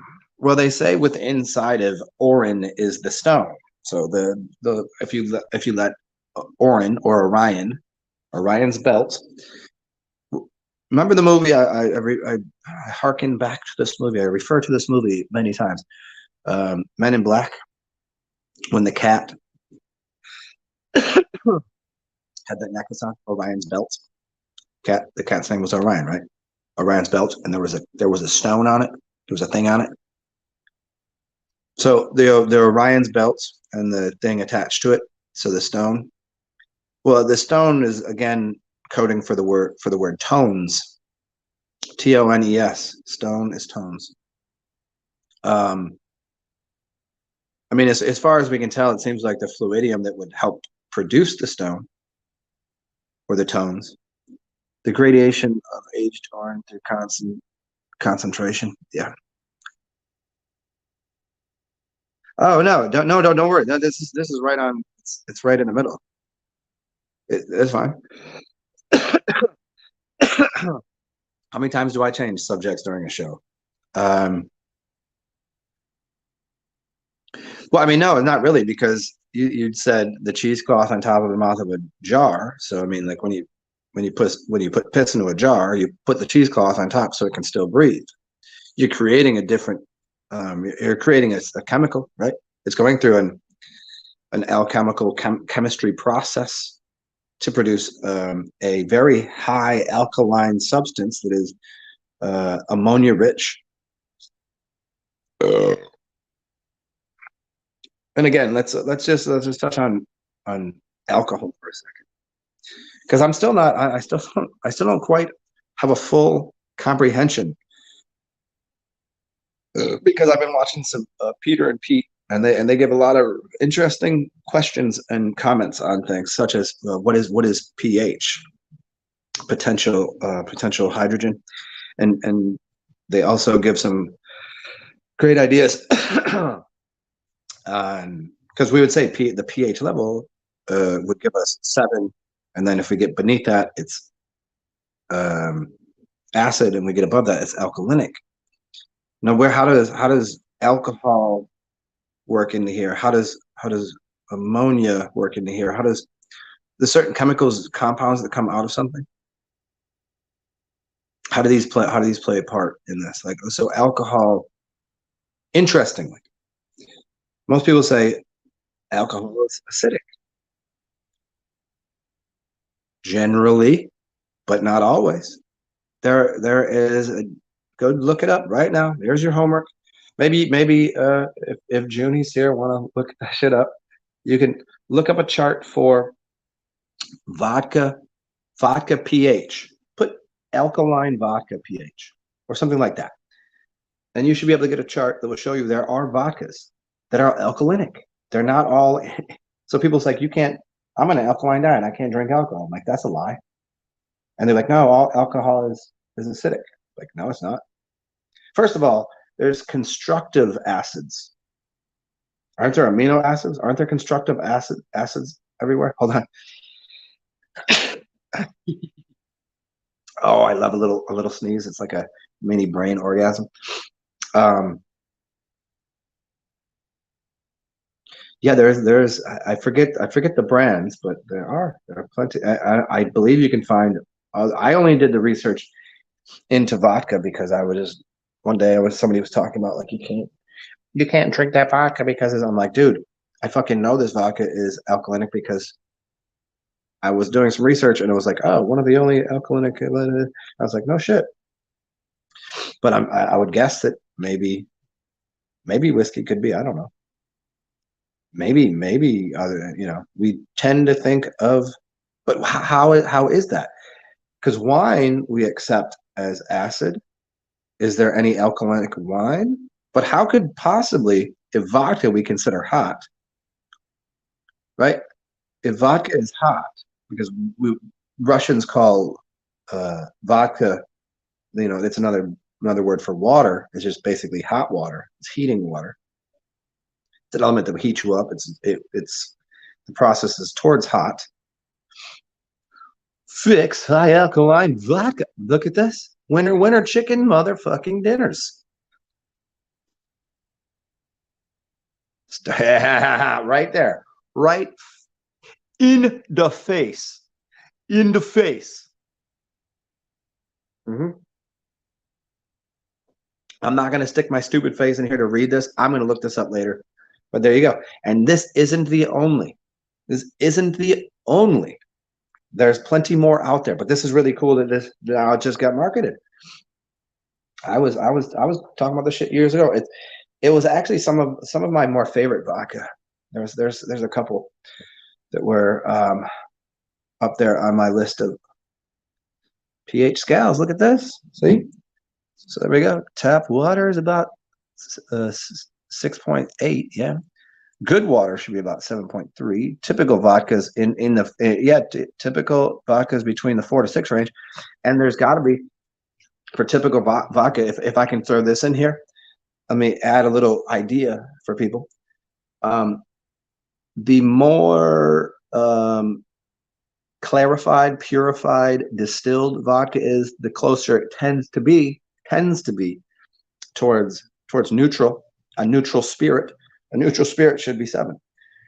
If we get it into the alkalinic realm, what have we done? And I'm not saying there's anything wrong with it. I think it's probably good. But the vodka that isn't a neutral spirit, meaning there's nothing else in it, should be about the same as water. But if it's towards the lower acidic realm, what do we find? What do we find in water? What do we find in that? It's towards acidic. And there's nothing wrong with acidic either, but it just means there's elements in it that maybe shouldn't be there. Neutral grain spirit.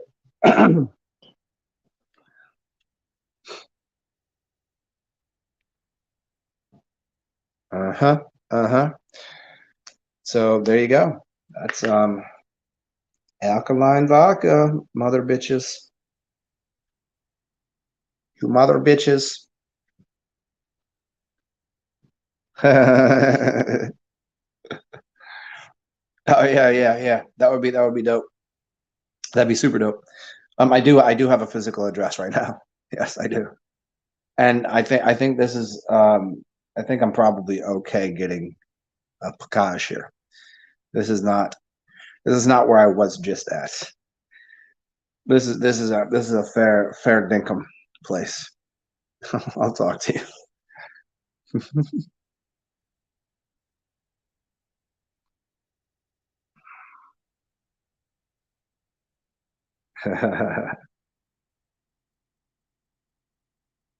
Pretty well. That is pretty interestingly.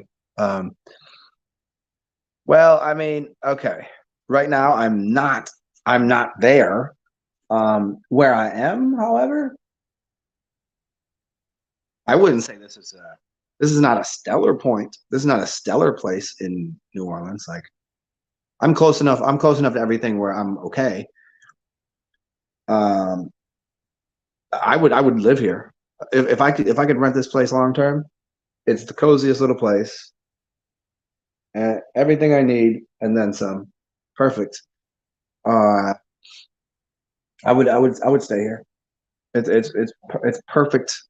Perfect directionally. The streetcar is right there, and that gets me to the city. It gets me to the park. I got grocery store right there. Grocery store right there. Got everything I need. This is probably the best location, and it's funny because I used to live like 8 blocks from here, like right across the street, and that was I was kind of I didn't like that neighborhood. That was a nicer neighborhood, but I didn't like it. This is a cool little neighborhood. Yeah, I'm in a very very like 1 block from here. There's a really cool bar.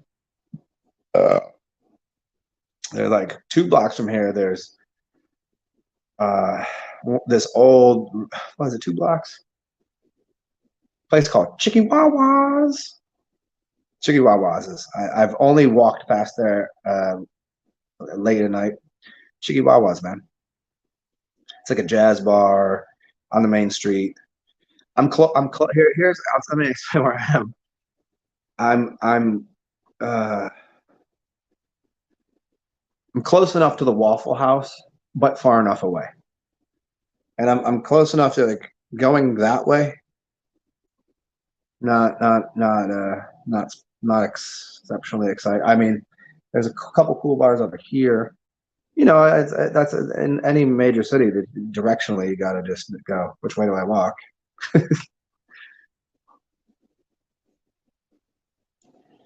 But no, I like this area. I like this house. Maybe it'll work out. Oh, you can? Wait, you tell me Drizzly got that? Real? Like locally here? For real, dog? Yeah, yeah, yeah. Drizzly is still here. Yeah, it is. It is. Um,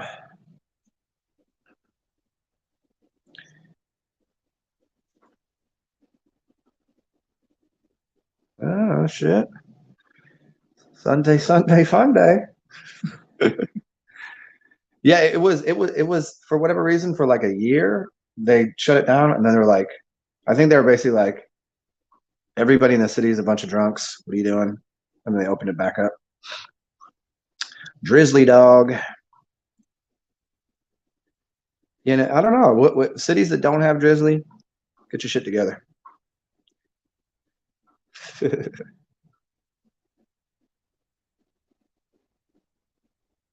Oh, wait, wait, wait, wait. When you did. No, I don't think you did. I don't think you did Drizzly for me. Drizzly has never not worked out for me. I think you tried something else and something fuckery happened. Or did I get or did I get it later? Well, I remember this. I didn't think it was Drizzly though. It had to be. You sure it wasn't like a wine shop or somewhere else doing like some sort of delivery off of Uber or something? It was a wine shop or something. Yeah. Oh, yes, yes, yes, yes, yes. That was yeah, I fully remember now. Oh yeah, like it was right around the beginning. I remember it was right around the beginning of the C word. And so for whatever reason, the the the building that I lived in um was not didn't open the fucking package room. They locked it. And they didn't. They were like, "Oh, everybody would touch everything. Everybody could COVID, whatever." And so they just started leaving packages outside underneath our mailboxes, which were in a giant, like this is a huge apartment complex, and they just started putting packages there. So anybody just pick anything up. And so like 3 of my packages got swiped. Yeah, that had nothing to do with yeah, I don't, and again, that wasn't that wasn't Drizzly. Drizzly goes right to your door, no matter what. They'll call you. They'll go right to your door. No, that was a mail service. Yeah, I remember now. Yeah, that was during that. It was so funny because right around that same time, 3 people were like, "Yo, let me get you a care package, a gift, or whatever," and that all of it got swiped. And so I go to the front desk. I'm like, how do I get in the package room? They're like, oh, where's your mask? That's not open. It's going to be delivered to your thing. And I was like, there's no room there. They just, yeah.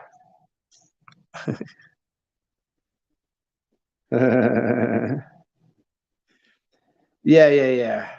Yeah, and the Drizzly, that no, they always they're good. The only thing is sometimes they're little they're a little slow because they don't they're like they're drunk, so they'll wait. And so they'll pick up like 3 or 4 deliveries. So there's no major hurry, but not like I mean, what kind of jackasses are getting booze at 10 o'clock on a Sunday? Oh wait, here, just about everybody.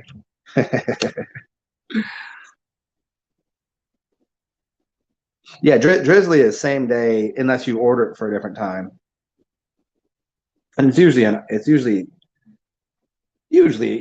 an hour, but sometimes up to 2.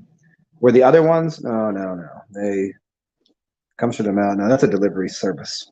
Anyways, so yeah, let me know if see if around here anywhere has that. I would happily accept your offerings.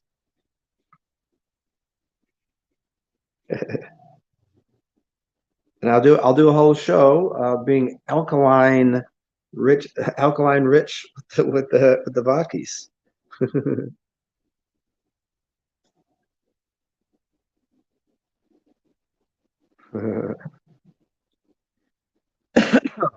So who else is up in here? What's going on? What have we discussed here? Gone through ball. We've gone through a couple of things in sports. Oh. Here, I'll give you. I don't want to give out my address in here for no other reason than I'm not going to take the show down, and it's just kind of weird. I'll give you a sort of address. Look up look up Canal Street. Um, let me give you a sort of address. Hmm. Uh, I'm trying to I'm trying to think of a business around here. Oh, you'll email me. Well, well, here, check it out. If you just want to make it real simple, look up the address for Chicky Wawas. Look up anything on Northern Canal Street next to the park. That most Drizzly orders are there's 10 different locations that will deliver anywhere in the city. They kind of give you that option. There's not the physical bounds in New Orleans. It's like if you're within city limits, you can get it from anywhere in the city. It's basic. It's like I don't even know how many miles it is from one side. I'm gonna have to look that up. So yeah, look up Canal Street. Anal Street.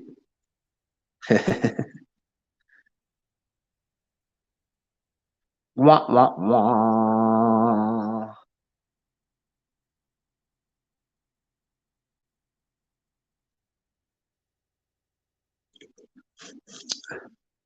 How close to Jackson Square? Oh, check it out. Jackson Square is the southernmost access point. Yeah, Jackson Square is where I hang out at. I'm like 3 miles north of Jackson Square.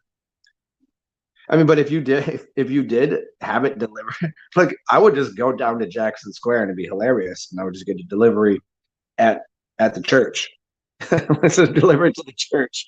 Just walk to the church and deliver it there, which they would do. And it's probably where I drink it anyways. The only dilemma is I'd have to share it with my goof off friends, which they're fine. They're just it's a ragtag bunch of uh like you know the types. Not that I'm greedy at all with my alcohol by any means.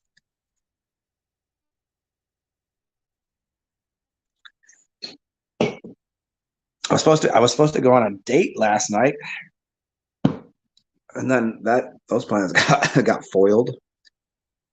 I was like so ready to go on a date, and then the girl was like, "Oh, but I'm kind of sad today." Blah, blah, blah. I was like, "Oh, Jesus Christ." Mississippi River Rascals. Is that just a term? Is that a term of endearment, or is that a name of a restaurant or something?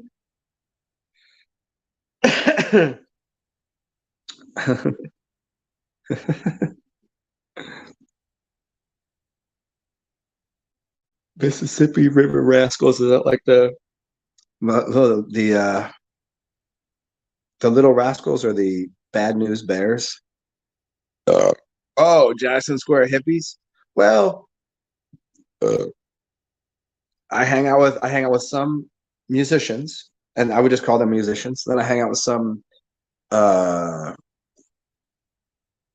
I guess dirt bags. I don't know. Train hoppers. Some people that are street dwellers, gutter snipes, punks. I don't know. I hang out with some hippies. I wouldn't say most of them are hippies. They're not very. I wouldn't call them hip. They're more. Yeah, they're whatever. I mean, I like them. I mean, they're just fine by me.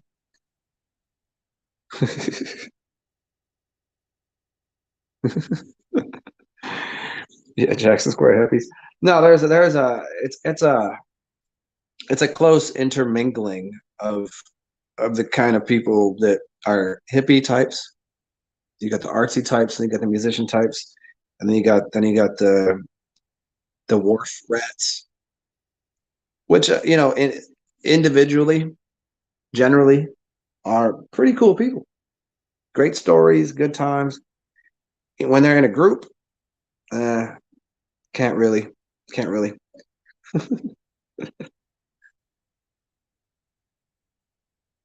Jackson Square hippies. Well, that's I never heard the term.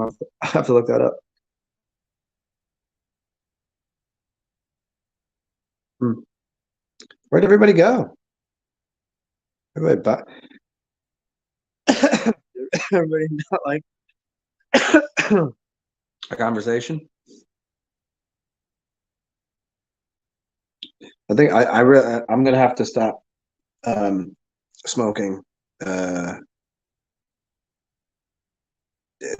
aromatics and any tobacco products for a while because I have this kind of tickly thing that I got to drink it out of me, and I've been inside too much.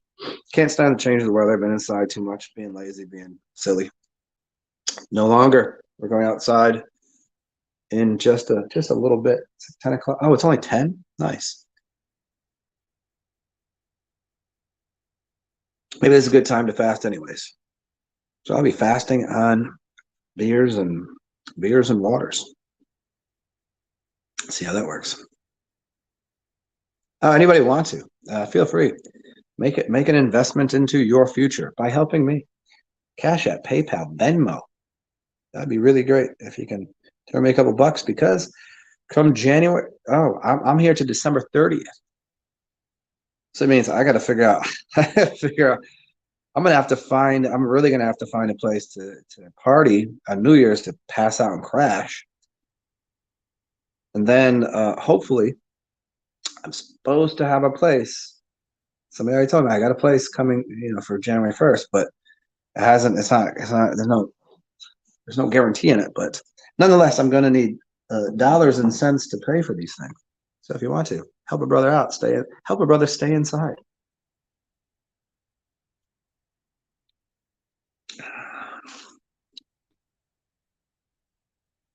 Mm-hmm.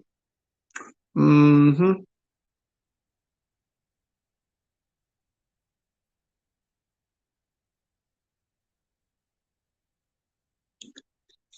So it's Sunday. Who's the football who's good at football this year? Because apparently Americans we don't care about soccer anymore because we just lost. So the World Cup's over.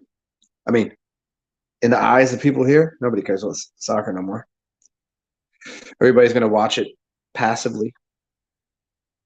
There'll be bars with it on, but it's football Sunday. That's not going away. So who's good and how bad are the Saints this year? Are we playing a team that has a chance to get to the playoffs? If so, that could be a fun game.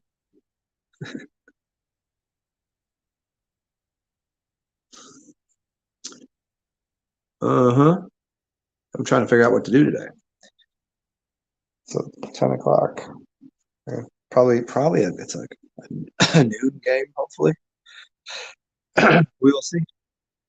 So what's up? Anybody got any comments? Because I've done 2 hours, so you guys got to invest a little bit of your words in here because I've covered quite a number of subjects so far. In-depth, esoteric, occulted information.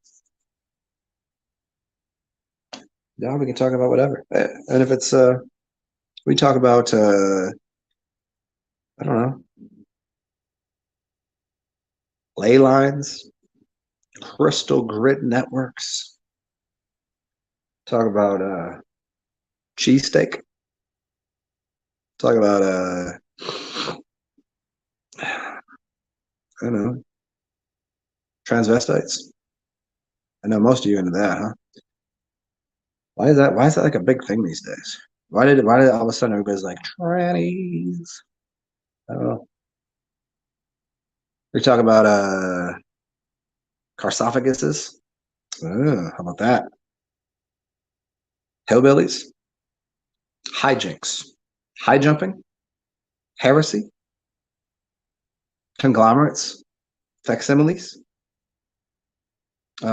Ecuador, escargot, tyrants, titties. I don't know. What do you guys want to talk about? Well, I will do this. I guess I'll end the show here. Because nobody has anything good to say. And I'm out of ideas for the moment. Let me recalibrate. Let me take a quick rinse, wash my nuts and my armpits, put some clothes on for the day, and perhaps now that I have my fan I can bring out with me, we can maybe do a show at Jackson Square with the crazy hippies. It's good to see everybody. Bong bong, motherfuckers. And remember, rules of life. One, be yourself. Be goofy. Everybody else already taken. Do your damn thing. Enjoy yourself. And if you feel like you have a lot, feel free to share with me, hopefully. And if not, with everybody else. And if anybody here is into magic, go ahead and make out a sigil or do some of whatever your magic work is and send me some money. Appreciate it. Bye, everyone. I'll talk to you all soon. Toodles.